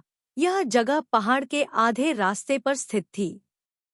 2 ऊंचे पेड़, एक बाईं ओर और एक दाईं ओर, एक प्राकृतिक द्वार का निर्माण करते थे जिससे क्वावियत थोड़ी जानी पहचानी लगती थी। अगर उसे सही से याद है तो ऐसा लगता था कि वह पहले भी यहाँ आ चुकी है। ठीक है, वह यहाँ आई थी। अपना चेहरा रगड़ते हुए क्वावियत सोंग डू लिट पर उसे यहाँ लाने के लिए बहुत परेशान थी। पिछली बार जब वह यहाँ आई थी तो उसे एक ही रात में कई बार मच्छरों ने काटा था। इस महाद्वीप के मच्छर वाकई पिशाच हैं। साथ ही उस रात उसने शराब पी। एक गिलास काफी नहीं था, इसलिए उसने पूरी बोतल पी ली। वह मन ही मन कड़वी मुस्कान बिखेर रही थी। उस समय वह आम लोगों से शराब में अपने दुखों को डुबाना नहीं सीखना चाहती थी। उसे पता होना चाहिए कि शराब मानसिक रोगी का खास ख्याल नहीं रखती। पेड़ के नीचे से पहाड़ के बीचों बीच बने घर की आकृति साफ दिखाई दे रही थी। पिछली बार जब मैं आया था तो यह केवल एक अर्धतैयार उत्पाद था। सीढ़ियों की मरम्मत नहीं की गई थी और दीवारें नहीं बनाई गई थी। अब सीढ़ियों की मरम्मत की गई थी, दीवारें बनाई गई थी और एक बगीचा था। घर की संरचना में एक मजबूत दक्षिण अफ्रीकी भावना थी। सरल और व्यावहारिक यार्ड का उपयोग फूल, सब्जियां उगाने और जानवरों को पालने के लिए किया जाता था, और बच्चों के लिए बास्केटबॉल हुप्स लटकाने के लिए एक जगह भी थी। चलो प्रवाह के साथ चलते हैं। अब क्या हम महत्वपूर्ण मामले पर चर्चा कर सकते हैं? जल्दी से सोंग डू ली का पीछा करते हुए, उसके साथ कंधे से कंधा मिलाकर, यह कहते हुए, सोंग डू ली। गुलान शेंग का मामला। शब्द दूसरी तरफ की आंखों से अवरुद्ध हो गए। अध्याय 34। चांदनी को विभाजित न करें। 3। क्वावियत ने जल्दी से टोंग डू लिट का पीछा किया, उसके साथ कंधे से कंधा मिलाकर चलते हुए। टोंग डू लिट को लान सिन्ह के बारे में। इससे पहले कि वह अपनी बात पूरी कर पाती, उसे सामने की निगाहों ने रोक दिया। यह पहली बार था जब क्वावियत ने टोंग डू लिट के सामने को लान सिन्ह का नाम लिया, भले ही वह अपने दिल में स्पष्ट रूप से जानती थी कि उसके सामने वाले व्यक्ति के लिए को लान सिन्ह कोई अजनबी नहीं था। वह हमेशा दिखावा करने में बहुत अच्छी थी। मैंने तुम्हें अभी तक अपने बहुत अच्छे दोस्त का नाम नहीं बताया है। उसका नाम को लान सिन्ह है। स्वर स्पष्ट और गंभीर था जब उसने कहा, सोंग डू ली, तुम गो लान शेंग के मामले को कैसे सुलझाना चाहती हो? मुझे उम्मीद है कि जब मैं कल जागूंगा तो उससे मिलूंगा। मैदानों से आने वाली हवा एक शूरवीर की तरह थी जो अपनी तलवार म्यान से निकाल रहा था, स्वतंत्र रूप से, और धारा प्रवाह हुश की आवाज उनके पास से गुजरी, हल्के से उसके सीने पर बालों के लंबे ताले और उसके माथे पर लटके बालों के कुछ धागों को उड़ाते हुए। ढाल के बिना वे आंखें सितारों के समान थी। क्वावियत तो अपने बालों को ठीक करने के लिए खड़ी हुई। उसने धीरे से कहा, क्वावियत तू। हाँ, तू की नाक हल्के से गुनगुना रही थी। उसकी आंखें क्षितिज को घूर रही थी। क्या असामान्य दिमाग वाले लोग चीजों के बारे में सरल तरीके से सोचते हैं? उसने कहा। अनजाने में क्वावियत तो समझ गई कि सोंग डू ली ने जिस असामान्य दिमाग का अभी उल्लेख किया था वह कौन था। असामान्य दिमाग था। मूर्खता थी। उसका दिमाग वास्तव में असामान्य था, लेकिन सिर्फ उसे ही अपने बारे में ऐसा कहने का अधिकार था। किसी को यह कहने की इजाजत नहीं थी कि वह मानसिक रूप से अस्थिर है। यह शापित सोंग डू लिट। उसने अपनी बाह मोड़ी, अपनी कोहनी सोंग डू लिट की ओर मोड़ी, सीधे पसलियों पर निशाना साधा और जोर से वार किया। शुरू में उसे लगा कि उसे एक दर्दनाक चीख सुनाई देगी, लेकिन उसने कुछ नहीं सुना। इसके बजाय वह लड़खड़ा गई और फूलों के बगीचे की ओर गिर गई। 7 मील की धूप की गंध उसके सामने से उसकी नाक में घुसी। वह सीधे फूलों के बगीचे में जा गिरी, जिससे एक बड़ा छेद हो गया। सेवनलिट फ्रेग्रेंस एक पौधे की प्रजाति का नाम, रूटेसी परिवार से संबंधित। पत्ते पूरे साल हरे रहते हैं। कई शाखाओं वाला छोटा तना, सफेद धब्बों से गुंथी हुई पत्तियां, खुशबू 7 मील दूर से भी मिल सकती है। क्वावियत्तु के सीधे खड़े होने का इंतजार करते हुए टोंग डू लिट पहले ही सीढ़ियों पर चढ़ चुका था, जल्दी से पीछा करते हुए। पहले कदम पर क्वावियत्तु ने आखिरकार टोंग डू लिट को पकड़ लिया। सीढ़ियों पर एक बड़ी काली महिला खड़ी थी। उसकी दोनों बाहें नीचे लटक रही थी। वह डरते हुए यंग मास्टर पुकार रही थी। क्या यह मैरियन है? अगले 2 सप्ताह तक उसे हर दिन इसी तरह खड़ी रहकर अपने मालिक के लौटने का इंतजार करना होगा। नहीं, नहीं, नहीं, वह ऐसा नहीं कर सकती थी। वह एक कदम के लिए भी सोंग डू लिट के पास से नहीं हटी। चाहे कुछ भी हो, उसे उसके मुंह से स्पष्टीकरण सुनना ही था। तभी वह आज रात चैन से सो सकती थी। सोंग डू लिट दरवाजे तक चली गई और रुक गई। कमरे से जुड़ी कई तस्वीरें अचानक उसके दिमाग में उभर आईं। उसने अपने पैर वहीं पटक दिए। धमाका, दरवाजा बंद हो गया। उसने अपना सिर नीचे किया और दरवाजे के बाहर खड़ी हो गई, अवाक। निश्चित रूप से उस कहावत में कुछ सच्चाई थी। एक बार जब तुम बड़े हो जाओगे तो तुम्हें भूतों या अंधेरे से डर नहीं लगेगा। लेकिन इन चीजों से न डरने का मतलब यह नहीं है कि तुम बहादुर हो गए हो। इसके विपरीत, कभी-कभी तुम और भी डरपोक हो जाते हो। 26 वर्षीय क्वावियत्तु 25 वर्षीय क्वावियत्तु से थोड़ी अधिक डरपोक थी। दरवाजे के पीछे से भागने की आवाज आई। वह इस कमरे के लेआउट को अच्छी तरह से जानती थी। बाथरूम दरवाजे के बाईं ओर था। पहले बाथरूम में टाइल नहीं लगी थी, इसलिए पैरों के तलवे थोड़े गीले थे। वे दोनों एक ही जगह पर बहुत तंग थे। उनके दिमाग में विचार धुंधले थे। उसे एहसास हुआ कि वह क्या सोच रही थी। क्वावियत्तु ने तुरंत अपने सिर पर हाथ मारा। उसे सांस लेने के लिए जगह ढूंढनी पड़ी। टोंग डू लिट के कमरे से बाईं ओर मुड़े अंडाकार आकार की छत पर क्वावियत्तु हवा का सामना करते हुए खड़ी थी और दूर के मैदानों पर तेल के दियों को एक के बाद एक गिनना शुरू कर दिया, जब तक उसका दिल शांत नहीं हो गया। को लान सिन्ह ने उसे यही सिखाया, वियत्तु के माध्यम से, जब भी तुम्हें गुस्सा या थकान महसूस हो तो वैसा ही करो। हालांकि 1000 बार में से सिर्फ 1 या 2 बार ही यह काम करेगा।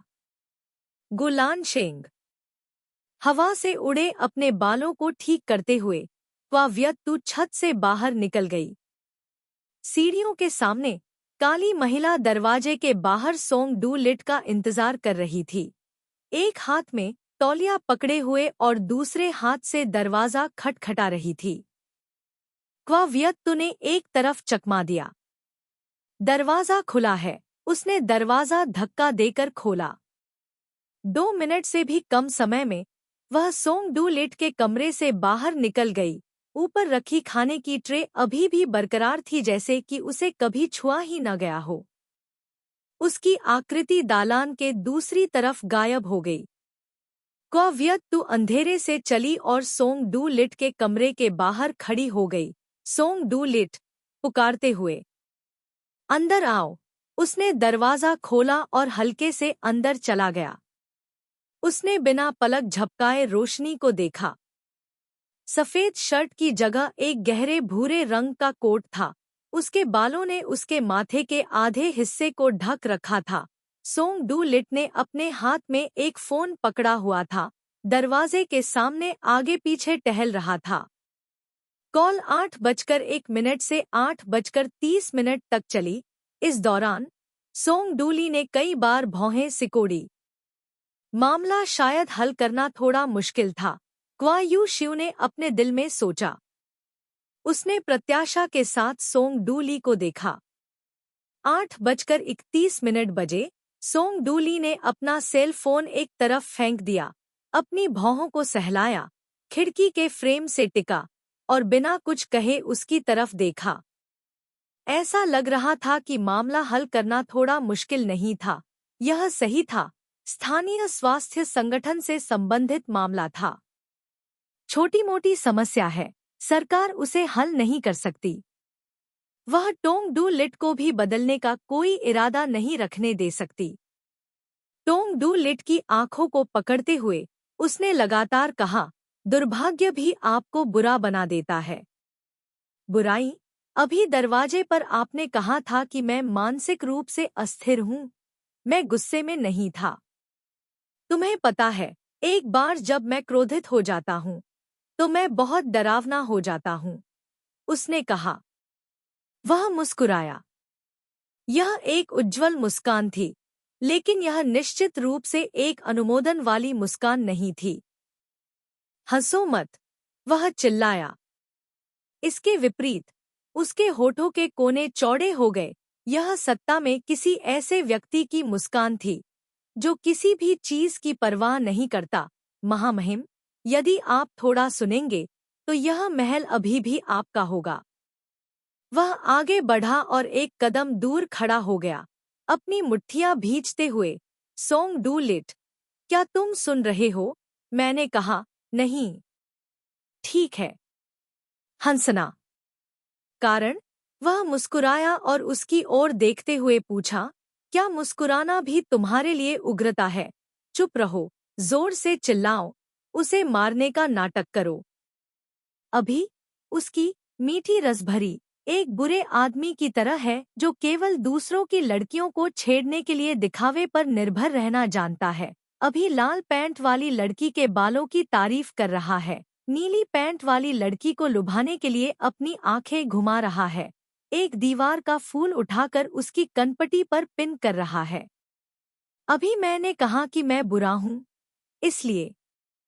आवाज पास में थी, क्या तुम जानना चाहते हो कि बुरा किसे कहते हैं? आवाज वाकई बहुत अच्छी है, इतना सुंदर चेहरा, 2 हाथ ऊपर उठे हुए, बिना हिले, आंखें उसके मुंह के कोने पर पड़ी, उसके साथ साथ थोड़ा थोड़ा ऊपर की ओर बढ़ी और अंत में उसके होठों पर चिपक गई। उसे हंसाना नहीं चाहती, उसे हंसना बंद करवाना चाहती है, बिना किसी तरीके से संभाले नहीं रह सकती। चुपचाप, दबे पांव। हाथ को अपने कंधे को छूने के बारे में देखकर, किसी बिंदु पर वे हाथ हमेशा बहुत लचीले होते हैं, निश्चित रूप से हड्डियों की संरचना के कारण, लेकिन लताओं की तरह लचीले, बहुत उलझे हुए।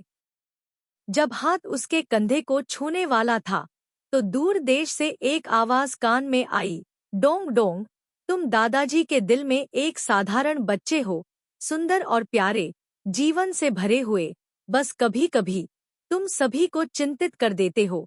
हाथ को बिजली का झटका लगा और छोड़ दिया गया। अपनी आंखें नीची करते हुए सोंग डू लिट की ओर पीट करके कहा, मुझे बताओ कि गुलान शेंग के साथ क्या हो रहा है।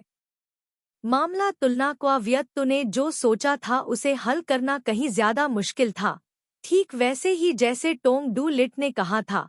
भले ही जोहान्सबर्ग सरकार कैदियों को रिहा करने के लिए सहमत हो जाए, लेकिन उन बंधकों के पास जाने का सिर्फ एक ही रास्ता होगा। हालांकि टोंग डू लिट ने इसका स्पष्टीकरण नहीं दिया, लेकिन क्वा व्यक्ति को यह स्पष्ट रूप से पता था कि किसी व्यक्ति या लोगों के समूह को हमेशा के लिए चुप कर देना अफ्रीका में एक बहुत ही सरल मामला था। विशेष रूप से 140 बच्चों को जहर दिए जाने की घटना, लेकिन यह सिर्फ आम खाद्य विषाक्तता का मामला नहीं था। यह मामला एक अमेरिकी दवा कंपनी से जुड़ा है। हर दवा कंपनी को नई दवा लॉन्च करने से पहले क्लिनिकल ट्रायल से गुजरना पड़ता है, इसलिए अफ्रीका इन बड़ी कंपनियों के लिए परीक्षण का मैदान बन जाता है। अफ्रीका में चिकित्सा के भविष्य के विकास के लिए वाक्यांश का उपयोग अक्सर विशेषज्ञों द्वारा यहाँ बच्चों को नवशोधित दवाओं की एक श्रृंखला देने के लिए किया जाता है, लेकिन पहले उन्हें स्थानीय सरकारों की जेबें भरनी थी। इसलिए पश्चिमी जूतों में सफेद चाचा हर दिन चिल्लाते थे, हर किसी को यह विश्वास करना चाहिए कि एक दिन हम भी कार में बैठकर बाहरी दुनिया में जा सकेंगे। राजनेताओं के मार्गदर्शन में वे घर घर गए, बच्चों के माता पिता को रंग-बिरंगी दवा की बोतलें दी और अंत में बच्चों को 140 बच्चों के सामूहिक भोजन विषाक्तता के बारे में सच्चाई यह है, इन बच्चों को एक अमेरिकी दवा कंपनी की नई दवा आजमाने के बाद उल्टी हुई और तेज बुखार हुआ। इसके अलावा यह बच्चों का पहला समूह नहीं था जिसे जहर दिया गया था। आधे महीने पहले 2 बच्चों की मौत एक ऐसी दवा पीने से हुई थी जो प्रायोगिक चरण में थी। लेकिन दवा कंपनियों को इस नई दवा पर शोध करने से नहीं रोका गया है। उनका मानना है कि थोड़ा और प्रयास करने पर शोध सफल हो जाएगा। इस दवा कंपनी की नई दवाओं का बाजार उम्मीद से भरा है। 140 बच्चों के परिवारों से पूछने पर पता चला कि उनमें से कोई भी जोहान्सबर्ग में एमएसएफ मेडिकल टीम का आपातकालीन फोन नंबर नहीं जानता था। इसके कारण मेडिकल टीम के सदस्यों का अपहरण हो गया। यह सब नई दवा की सफलता के लिए था। दूसरों को ठीक करने के लिए मेडिकल टीम के सदस्यों का मरना वाजिब था। एक हिंसक जगह के लिए लोगों को मारना नाश्ते की तरह था। अमेरिका एक अच्छा विकल्प था, वह इस घटना को हल कर सकता था। समय चुपचाप बीतता गया। खिड़की के बाहर रात का दृश्य थोड़ा गहरा था। वह अभी भी खिड़की के फ्रेम से टिका हुआ था। वह उसकी पीठ की ओर देखने से बदलकर उसका सामना करने लगी, अपना सिर नीचे किया और उस जगह पर चली गई जहां खिड़की खुली थी। रात की तेज हवा का सामना करते हुए फिर उसके चेहरे को देखने के लिए पीछे मुड़ी। सोंग डू लिट के सामने खड़े होकर क्वाव्यक्तु ने उस चेहरे को करीब से देखा। उसके चेहरे से उसके विचारों को पढ़ना चाहती थी। सोच रहा था, लेकिन उसका चेहरा शुरू से आखिर तक उदास था। बड़ी मुश्किल से उसने कहा, शायद हमें उन लोगों से संपर्क बनाए रखना चाहिए। फिर उनसे कहो, हम और पैसे खर्च करेंगे। मैं हर कीमत पर लोगों को बचाना चाहता हूँ। उसके शब्द बीच में ही रुक गए। उसने कहा, बेवकूफ मत बनो। दक्षिण अफ्रीका में वे हिंसक गिरोह नशीली दवाओं की तस्करी, फिरौती के लिए अपहरण, हत्या में शामिल हैं। पीड़ित कुछ लोग नहीं बल्कि सरकारी कर्मचारी हैं। क्या आपको लगता है कि वे सचमुच दक्षिण अफ्रीकी सरकार के साथ प्रतिस्पर्धा कर सकते हैं? जोहान्सबर्ग में 4 प्रमुख हिंसक गिरोहों को नियमित रूप से अपने खातों में धन प्राप्त होता रहता है और दक्षिण अफ्रीकी सरकार इस ओर से आंखें मूंद लेती है, क्योंकि इस धन का अधिकांश हिस्सा देश के रक्षा बजट से आता है। इस तरह के देश विकसित देशों से भी अधिक समृद्ध हैं। अन्य देश अक्सर अमीर देशों से डरते हैं। अमीर देश खुद को उन देशों से अलग नहीं कर पाते जो बहुत अधिक कर देते हैं। यह खाद्य श्रृंखला का प्रभाव है, सोंग डू लिट ने कहा। उसने अपना मुंह बड़ा किया, लेकिन एक शब्द भी नहीं बोल सका। सोंग डू लिट ने हंसते हुए कहा, वियत्तू के माध्यम से, क्या आपको लगता है कि राजनेताओं की कमजोरियों को उजागर करना और कुछ व्यापारिक स्थानों को नष्ट करना आपके जैसे स्वतंत्र पत्रकार के लिए योग्य है? अपना मुंह फिर से खोलो। इस देश में हिंसक गिरोहों की गतिविधियों का दायरा बहुत बड़ा है और उनके पीछे की ताकत उससे भी बड़ी है। उदाहरण के लिए, एक ब्रिटिश व्यवसायी के पास इतने सारे व्यवसाय थे कि एक दिन वह उन सभी का प्रबंधन नहीं कर सका, इसलिए उसने उन स्थानों की रखवाली के लिए एक कुत्ता रख लिया जिन्हें वह नियंत्रित नहीं कर सकता था। जब भी इसकी वस्तुओं को खतरा महसूस होता है तो यह अपने विषदंत दिखाने लगता है। लोग इससे नहीं बल्कि इसके मालिक से डरते हैं। यहाँ न केवल ब्रिटिश लोग कुत्ते रखते हैं, बल्कि अमेरिकी, जर्मन, फ्रांसीसी, डच और कई अन्य लोग भी कुत्ते रखते हैं। क्या आपको अब भी लगता है कि व्यक्तु के माध्यम से अमेरिका उसकी इस समस्या को सुलझाने में मदद करेगा? उसके मुंह का कोना फड़क उठा। शायद बहुत समय हो गया था, या शायद बस एक पल ही बीता था। आपके पास कोई समाधान है ना? धीमी आवाज में पूछा। नहीं, कुछ और कहना चाहती थी। आखिर में भी उसने अपना मुंह बंद रखा। वह कुछ नहीं बोला, वह भी कुछ नहीं बोली। उसकी नजर सेल फोन पर पड़ी। लगभग 9 बजे फोन की घंटी बजी। इस बार बातचीत बहुत छोटी थी। फोन रखते ही फोन फिर से अपनी जगह पर आ गया। उसकी आंखें उसे उम्मीद भरी नजरों से देखने लगी। वियत्तू के जरिए यहाँ जोर से जवाब दिया।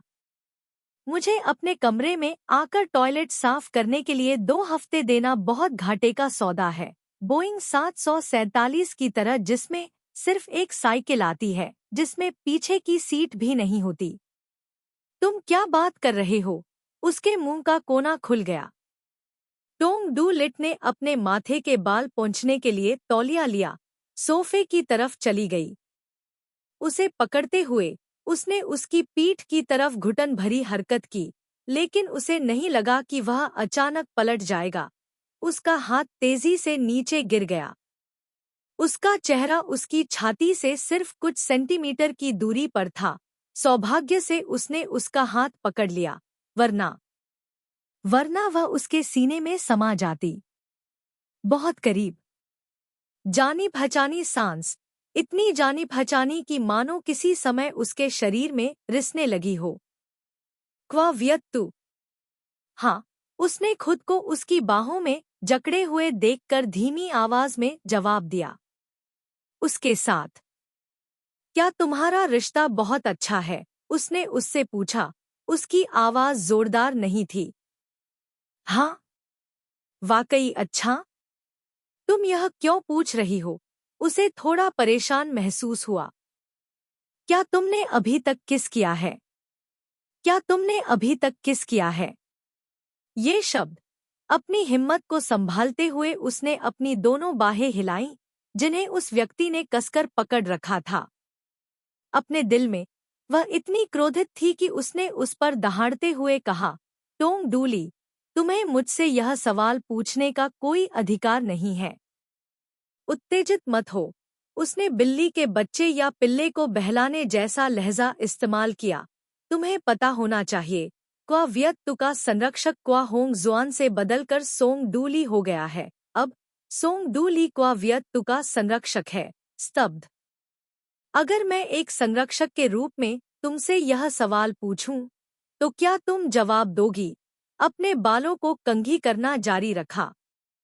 इस युग को एक सभ्य समाज माना जाता है। भले ही तुम बाहरी अंतरिक्ष में जा सकते हो या भूमिगत खोज कर सकते हो, चाहे तुम वयस्क हो या नाबालिग, जब तक तुम्हारा मानसिक बीमारी का इतिहास है, जब तक कि डॉक्टर यह पुष्टि नहीं करता कि तुम एक सामान्य व्यक्ति हो, तब तक तुम्हें निश्चित रूप से अपने साथ एक संरक्षक की आवश्यकता है। दोपहर में क्वा व्यक्तु को अदालत के प्रभारी व्यक्ति का फोन आया। इस व्यक्ति ने उसके दस्तावेजों की जांच करने में उसकी मदद की। यह सच था कि उसका संरक्षक क्वा होंग जुआन से बदलकर सोंग डूली हो गया है। सोंग डूली क्वा व्यक्तु का संरक्षक है। हे भगवान!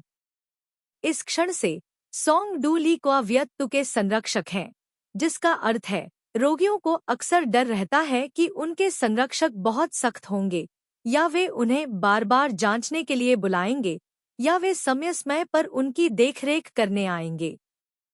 कुछ महीने पहले एक मरीज ने बताया कि उसका संरक्षक 26 साल का है।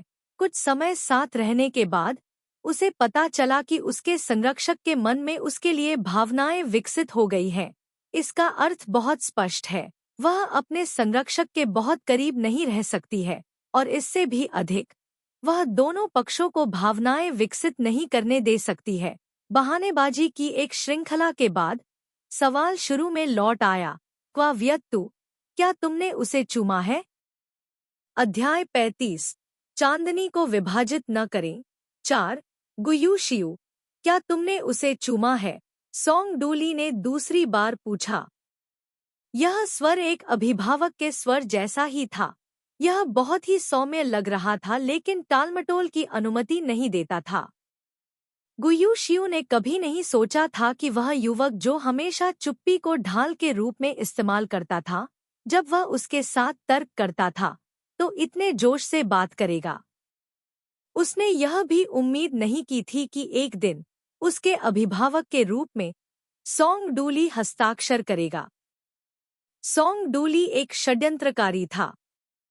अब यह षड्यंत्रकारी उसके अभिभावक के रूप में अपने पद का उपयोग करके ऐसा संवेदनशील प्रश्न पूछ रहा था। वह कैसे किसी ऐसे व्यक्ति के लिए अपना सम्मान नहीं खो सकता था जो उससे कुछ साल छोटा था, और उसने ऐसा प्रश्न पूछा और ऐसा स्वर इस्तेमाल किया। अपमान के इस स्तर को अपमान शब्द से वर्णित किया जा सकता है।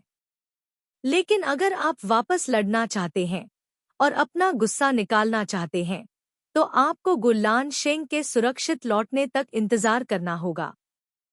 क्या आपको उसे सच-सच जवाब देना होगा? बिल्कुल नहीं।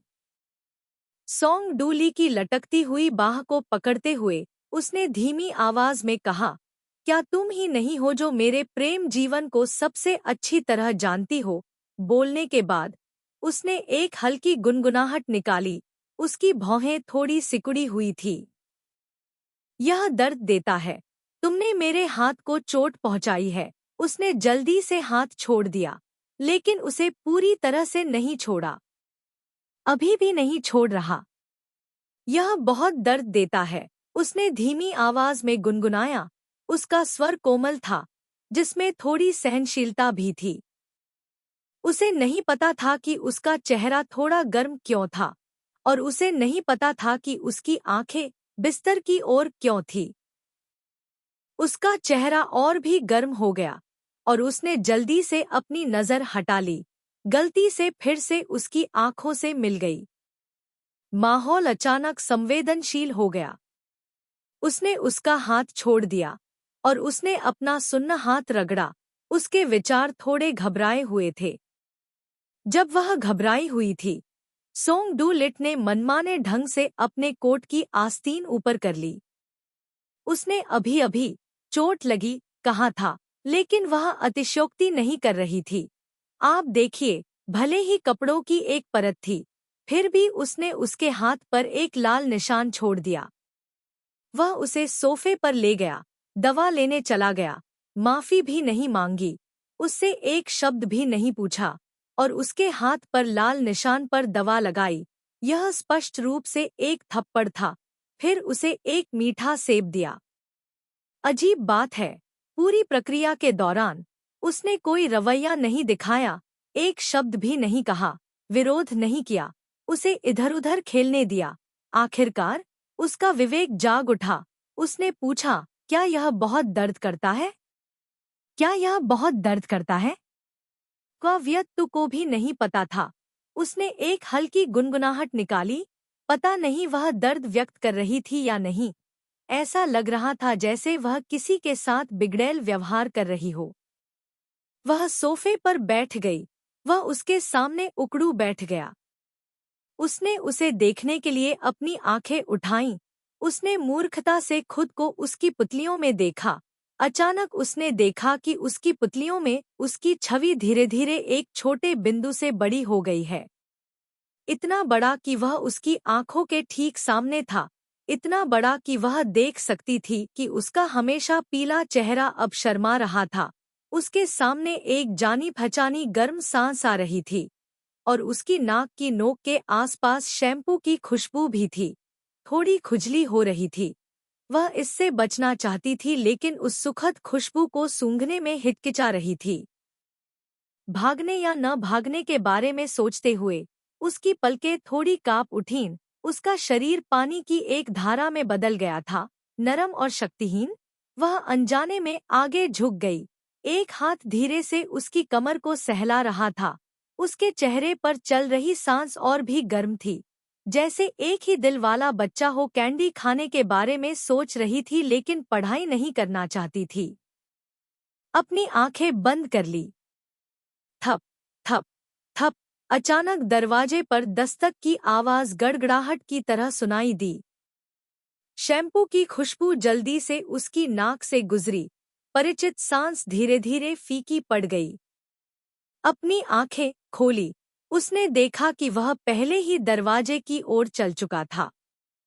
वह जल्दी से सोफे से उठ बैठी, उसके हाथ बड़े करीने से उसके घुटनों पर रखे हुए थे।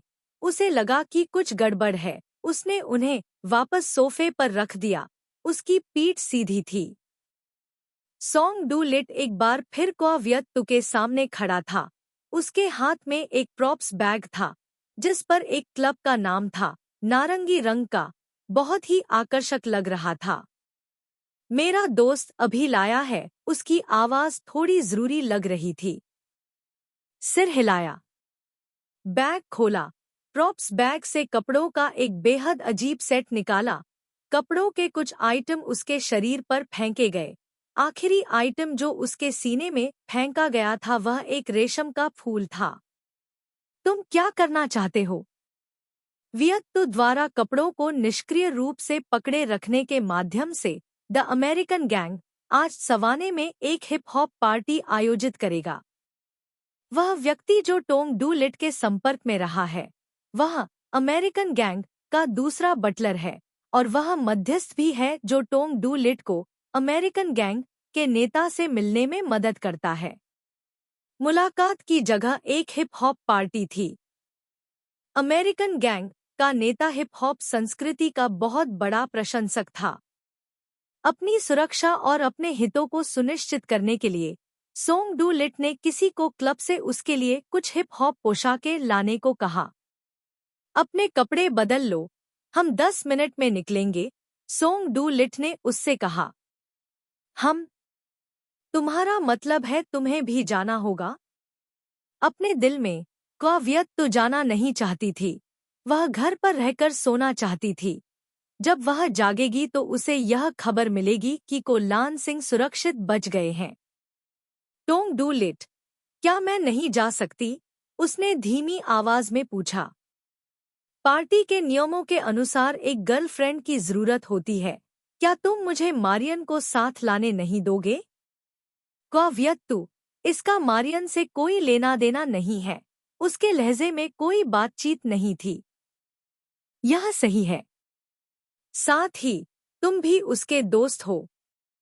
क्वा वियत तु ने अपने कपड़े गले लगाए और सोफा छोड़ दिया, उन्हें बिस्तर पर छोड़ दिया, अपने जूते उतारे, अपनी जैकेट खोली और उसे बिस्तर पर फेंक दिया। वह अपनी तंग युवाकार की शर्ट को आधा नीचे खींच रही थी जब उसने वहां एक आकृति खड़ी देखी। इस महाद्वीप में जितना कम विकसित क्षेत्र होता है, उतना ही कम ध्यान दिया जाता है। वियत तु के माध्यम से कई बार सार्वजनिक रूप से कपड़े बदलते हुए, कृषि बाजार के एक कोने में कुछ महिलाओं को खींचकर पर्दा बनाते हुए, यह सब आधे मिनट से भी कम समय में किया गया। इसके अलावा इस बात की चिंता न करें कि कोई आपको घूरेगा, क्योंकि अफ्रीकी पुरुषों को गोरी या पीली त्वचा वाली महिलाएं पसंद नहीं होती हैं। आम तौर पर त्वचा जितनी गोरी होती है, उतनी ही उन्हें नापसंद होती है।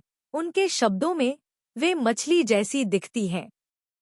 अफ्रीकी पुरुषों को मजबूत त्वचा, मजबूत शरीर, जन्म देने में सक्षम बड़े स्तनों वाली काली महिलाएं पसंद होती हैं। मुझे आश्चर्य है कि क्या उसका मीठा रसभरी स्वाद अफ्रीकी पुरुषों से प्रभावित है। इस समय उसने चीनी भाषा का प्रयोग करते हुए उसकी ओर पीठ कर ली। ऐसा उसने संदेह से बचने के लिए किया था। क्या यह संदेह से बचने के लिए है या फिर यह उन अफ्रीकी पुरुषों की तरह है जिन्हें उसके शरीर में कोई दिलचस्पी नहीं है और अब उसका दर्जा संरक्षक और वार्ड का है? जब यह विचार मन में आया तो क्वा वियत तु को अचानक अपने दिल में अजीब सी खुशी महसूस हुई। ऐसा लग रहा था कि उसकी बीमारी ठीक होने में बहुत समय लगेगा। दादाजी फिर से दुखी होंगे। एड्रेनालाइन जैसी उत्तेजना की भावना बढ़ गई। उसका दिमाग घूम रहा था। उसने अपनी शर्ट बिस्तर पर फेंक दी, अपने बालों को दो तरफ से अलग किया, एक बाईं ओर और एक छाती के सामने दाईं ओर। और अपनी ब्रा को खोलने के लिए पीछे हाथ बढ़ाया। हाथ से बकल को छुआ, फुसफुसाया, मैंने कपड़े बदल लिए हैं। जब वह पलटा तो देखा कि ब्रा बिस्तर पर पड़ी थी और बाल उसे छुपा रहे थे। ऐसा कहा जाता है कि पुरुष नग्न होने की तुलना में आधे ढके और आधे खुले रहना पसंद करते हैं। आप देखिए, छोटा शैतान का व्यक्ति के दिल में गहराई से रहता है और कभी नहीं गया। मुझे लगता है कि मूल काम थोड़ा आसान होगा, भले ही बड़ी बहन बिल्कुल भी प्यारी न हो। खुश स्माइली। यह सिर्फ इतना है कि कोल्लान सिन्ह लोगों को सुला देने की कला में बहुत अच्छा है। जैसे ही उसने कोल्लान सिन्ह को छोड़ा, छोटा शैतान जाग गया। उसकी जेब में बाली, टोंग डू लिट की पीठ पर लेटी हुई मई नाम की महिला की छवि, और उसके कार्यालय में प्रवेश करने के बाद से उसे जो गुस्सा सहना पड़ा, वे सभी चीजें वह चिंगारी थी जिसने छोटे शैतान को जगा दिया। क्या रोशनी बहुत तेज थी? क्या प्रकाश इतना तेज है कि वह मानव शरीर के सबसे आदिम भाग को ढक लेता है? तुम मुझे उस नज़र से क्यों देख रहे हो? ऐसा नहीं है कि तुमने इसे पहले कभी नहीं देखा। उसे देखते हुए वह हंसी और पूछा, क्या मैं सुंदर हूँ या वह लड़की जिसका नाम में है वह सुंदर है? हालांकि यू शियाओ जानती थी, उसके मुंह के कोने सिकुड़ रहे थे, लेकिन सोंग डूली का दिल शायद घृणा से भर गया था। इससे पहले उसने उससे भी यही सवाल पूछा था। उस समय उसके चेहरे पर भाव बेहद शांत थे, शांति से उसे देख रहे थे, आगे बढ़ रहे थे। उसका शरीर पीछे की ओर झुका हुआ था, उसके साथ संपर्क में सिर्फ पानी था। न केवल वह तैरना नहीं जानती थी, बल्कि उसे गहरे समुद्र से भी डर लगता था। वह यह जानता था, हमेशा से जानता था। उस दिन आसपास कोई नहीं था। उसकी हरकतों से यह पुष्टि हुई कि वह उससे कह रहा था, वियत तू जाओ, मर जाओ। इस बार वहां कोई स्विमिंग पूल नहीं था, लेकिन यह तीसरी मंजिल पर था। खिड़की बहुत बड़ी थी और खुली हुई थी। मुझे आश्चर्य है कि क्या उसने उसे खिड़की से बाहर फेंक दिया। वह उसकी ओर चला, बस कुछ कदम, और उसके सामने रुक गया। उसके सामने खड़े होकर उसकी आंखों में संदेह से बचने का जरा भी इरादा नहीं था। पलकों से आंखों तक, ठीक वैसे ही नीचे की ओर, निचले जबड़े, कॉलर बोन के साथ। उस नजर के नीचे उसके हाथ खोजने लगे, लेकिन उसे नहीं पा सके। घबराहट में वह केवल अपने हाथों का उपयोग अपनी दृष्टि को अवरुद्ध करने के लिए कर सकता था।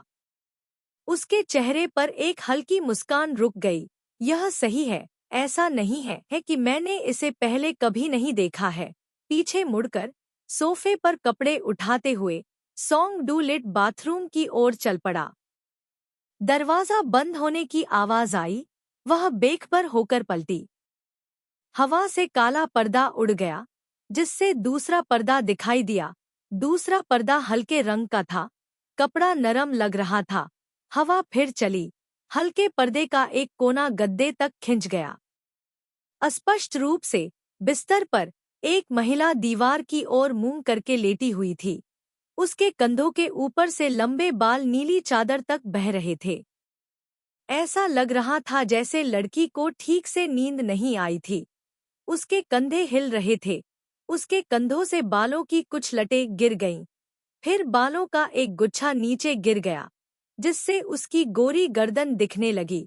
उसके पैर उसके कंधों की तरह हिल रहे थे। पैर लगातार हिल रहे थे। रेशमी नाइटगाउन ऊपर उठा हुआ था, गोल, चिकने नितंब का आधा हिस्सा दिख रहा था। बिस्तर पर आने की आवाज थी।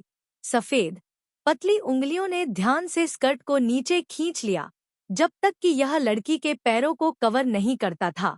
फिर कंबल को उठाया गया था जो बिस्तर के किनारे पर गिर गया था, और लड़की को एक हवा के साथ, जो कि उसके किनारे पर बैठा था। उसकी धूम्रपान आसन भी बहुत कुशल नहीं थी। पहली सिगरेट खत्म करने के बाद उसने दूसरा धूम्रपान किया। उसकी उपस्थिति बहुत अधिक कुशल थी। एक बिल्ली रात में चलती है। सिगरेट से प्रकाश चमक गया। उसके गुलाबी होंठ मुस्कुरा रहे थे, बहुत मुस्कुराते हुए। बिना किसी हिचकिचाहट के वह लड़की की ओर मुड़ा। बस ऐसे ही उसने शराबी शैतान को कोसा, मैंने ड्रग एडिक्ट शैतान को कोसा। उसने मेरी टांग खींची, मैंने उसकी कोहनी पर मारा। यह स्पष्ट नहीं था कि दोनों शरीर इस तरह उलझे हुए थे। यह स्पष्ट नहीं था कि क्यों लड़की ने लड़के को काट लिया। लड़का भी कमजोर होने को तैयार नहीं था। उसने पलटकर लड़की को अपने नीचे दबा लिया। लड़की ने अपने पैर खोल दिए, लगातार लड़के को लातें मार रही थी। लड़के ने लड़की के बाल खींचे, उसे उसके सामने गिरने दिया। लड़के की हरकतें और अधीर हो गईं। उसे डांटते हुए, नशेड़ी के गुलाबी होंठ कहाँ गए? उसके बालों को दूर करते हुए, उसकी नाक की नोक पहले पता चला। उसके हाथ की हरकतें हल्की हो गईं और उसके गुलाबी होंठ तुरंत बिना किसी हिचकिचाहट के दिखाई दिए। हाथ हवा में, उसके हाथ एक बच्चे की तरह थे जो अंतिम जीवन रक्षक तिनका को पकड़ रहा था। कड़ी मेहनत से नीचे गिर गया, दो शवों को कवर करते हुए जो एक दूसरे के साथ उलझ गए थे। पर्दा बारिश और हवा से बचाने के लिए एक बंदरगाह में बदल गया था, जो कि अब तक के लिए डूबा हुआ था। सुबह का सूरज खुली खिड़की से गुजरा, लड़की के शरीर पर रुककर। लड़की अभी भी उसकी तरफ पड़ी थी। कल रात जो लड़का धूम्रपान करता था, वह कहीं नहीं देखा जा रहा था। नीली चादरें भूरी हो गई थी। अब चादरें राख के रंग की काली हो गई थी और छूने पर वे पहले से अलग थी। 20 की उम्र में प्रवेश करने वाले व्यक्ति के पास जीवन की गुणवत्ता के लिए कोई विशेष आवश्यकता नहीं थी, जितना सरल उतना बेहतर। उस समय चादरें अफ्रीकी हाथ से बुने हुए कपड़े से बनी होती थीं, जो बहुत टिकाऊ और मोटी होती थी, लेकिन नुकसान यह था कि इससे त्वचा में जलन होती थी। इसलिए उस रात उसकी पीठ में दर्द हो रहा था। उसकी उंगलियों ने धीरे से राख काले रंग की चादर को छुआ। मौजूदा चादर का कपड़ा शायद यूरोपीय था। अगर यूरोपीय लोग उनसे दूसरे बिस्तर के सामान की देखभाल करने के लिए कहते, तो कोई भी पहले स्थान का दावा करने की हिम्मत नहीं करता। यूरोपीय लोगों के विपरीत अफ्रीकी थे, जो इतने लंबे समय से इस महाद्वीप में थे कि कौवियत तू भी भूल गई थी कि नरम कपास जैसे बिस्तर पर लेटना कैसा लगता है। यह इतना नरम था कि वह रात को अच्छी नींद लेना चाहती थी। खिड़की के बाहर एक चुभने वाली आवाज सुनाई दी। उसके हाथ ने जल्दी से बिस्तर की चादर हटा दी। टोंग डू लिट ने जो भी सामान दिया, उसे डाल दिया। गति बहुत तेज थी और आखिरकार उसने काम पूरा कर लिया। अपना सिर घुमाते हुए क्वावियत्तु ने देखा कि उससे लगभग 10 कदम दूर एक आकृति खड़ी थी। न जाने कब से वह वहां खड़ी थी, न जाने उसके बाल खींच रही थी। जैसे उसने कहा हो, ऐसा नहीं है कि मैंने इसे पहले कभी नहीं देखा। रेशम के फूल पकड़े हुए वहां खड़ी आकृति को अनदेखा करते हुए क्वावियत्तु आईने के सामने खड़ी हो गई। कमरे से बाहर निकलते हुए उसने डलास के बेटे के जूते और काउबॉय हैट पहन ली, जबकि वह फ्रिंज वाली शर्ट, आउटर कोट और सिर पर चपरासी फूल के साथ एक पश्चिमी रॉक गर्ल बन गई। मैरियन अभी भी सीढ़ियों के पास ठीक से खड़ी थी। उसके बगल में उसी उम्र का एक आदमी था, शायद एक जोड़ा। मैरियन कुछ कहना चाहती थी लेकिन रुक गई। 2 कदम नीचे जाने के बाद क्वावियत्तु को कुछ याद आया। उसने टोंग डू लिट की चेतावनी भरी निगाहों पर ध्यान नहीं दिया और वापस मुड़ गई। हालांकि घर एक बड़े क्षेत्र में था, लेकिन जगह स्थानीय मानकों के अनुरूप थी। रसोई का स्थान निश्चित रूप से लिविंग रूम और बगीचे के पास था। क्वावियत्तु ने बहुत जल्दी रसोई ढूंढ ली, एक बांस का थैला लिया, रेफ्रिजरेटर खोला और दूध की रोटी को थैले में डाल दिया। बस इतना ही डालने का लक्ष्य रखते हुए फिर 2 और सेब लिए। टोंग डू लिट पेड़ के नीचे खड़ा उसका इंतजार कर रहा था। रोशनी ने उसके फिगर को पतला कर दिया। जब उसके पैर की नोक उसकी परछाई पर पड़ी तो किसी कारण से उसे बांस का थैला सौंपना था, लेकिन अंत में वह एक थैले में बदल गया। सोंग डू लिट को इस बात की उत्सुकता नहीं थी कि उसने अभी क्या किया है। उसने उसे जल्दी करो वाली नजर से देखा, फिर आगे बढ़ गया। ऐसा लग रहा था कि वह दूसरे लोगों के काम में दखल दे रही थी। वह अपने बॉस का वेतन पाने वाली मैरियन नहीं थी, और उससे भी कम वह सुंदरी थी जो उसके करीब थी। उसे उसकी भूख और तृप्ति के बारे में चिंता करने की जरूरत नहीं थी। बस इतना था कि किसी कारण से बांस की थैली कूड़ेदान में नहीं फेंकी गई थी। उसकी कल्पना में बांस की थैली कूड़ेदान में होनी चाहिए। उसने न केवल बांस की थैली को कूड़ेदान में फेंका, बल्कि सोंग डू लिट की निगाहों का अनुसरण किया और उसके पीछे जाने के लिए अपने कदम तेज कर दिए। बाड़ के बाहर एक कील ट्रक गोकार्ट खड़ा था, जो एक सामान्य कार से दोगुना बड़ा लग रहा था। इसकी बाहरी बनावट और रंग से तुरंत पहचाना जा सकता था कि यह किसी प्रसिद्ध शिल्पकार का बनाया हुआ है। ड्राइवर की सीट पर एक आदमी बैठा था। अभी अभी कान फाड़ने वाला हॉर्न निश्चित रूप से उसी ने बनाया था। उसने चाबी सोंग डू लिट को दे दी और फिर अपनी मोटरसाइकिल पर घमंड से चला गया। अमेरिकन गैंग का दूसरा बटलर नेल ट्रकों का प्रेमी था। उसके सामने वाली कार शायद उसकी ड्रीम कार थी। ऑनलाइन नीलामी में चाकू की कीमत 1 लाख से अधिक हो गई है। हिंसक समूह के दूसरे बटलर ने इसे ठीक कहा, लेकिन वास्तव में उसकी स्थिति सिर्फ एक पारिवारिक बटलर की थी। शक्ति और पैसा सब उसके मालिक का था। 1 घंटे बाद कील ट्रक की चाबी अमेरिकन गैंग के दूसरे बटलर को सौंप दी गई। उसे कार मिल गई। सोंग डू लिट को अमेरिकन गैंग के नेता से मिलने का अवसर भी मिला। सोंग डू लिट इस अवसर का लाभ उठाकर अमेरिकन गैंग को उस व्यक्ति को रिहा करने के लिए राजी करेगा। क्या यह सफल होगा?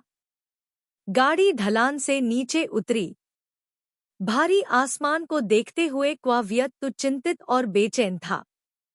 ट्रंक में कोई भारी हथियार नहीं, डॉलर का सूटकेस, और यहाँ तक कि टोंग डू लिट भी कोई सहायक नहीं लाया था। मदद करने के लिए एक भी व्यक्ति नहीं था, नहीं उसके पास कोई आत्मरक्षा हथियार था। क्या वह सफल होगा?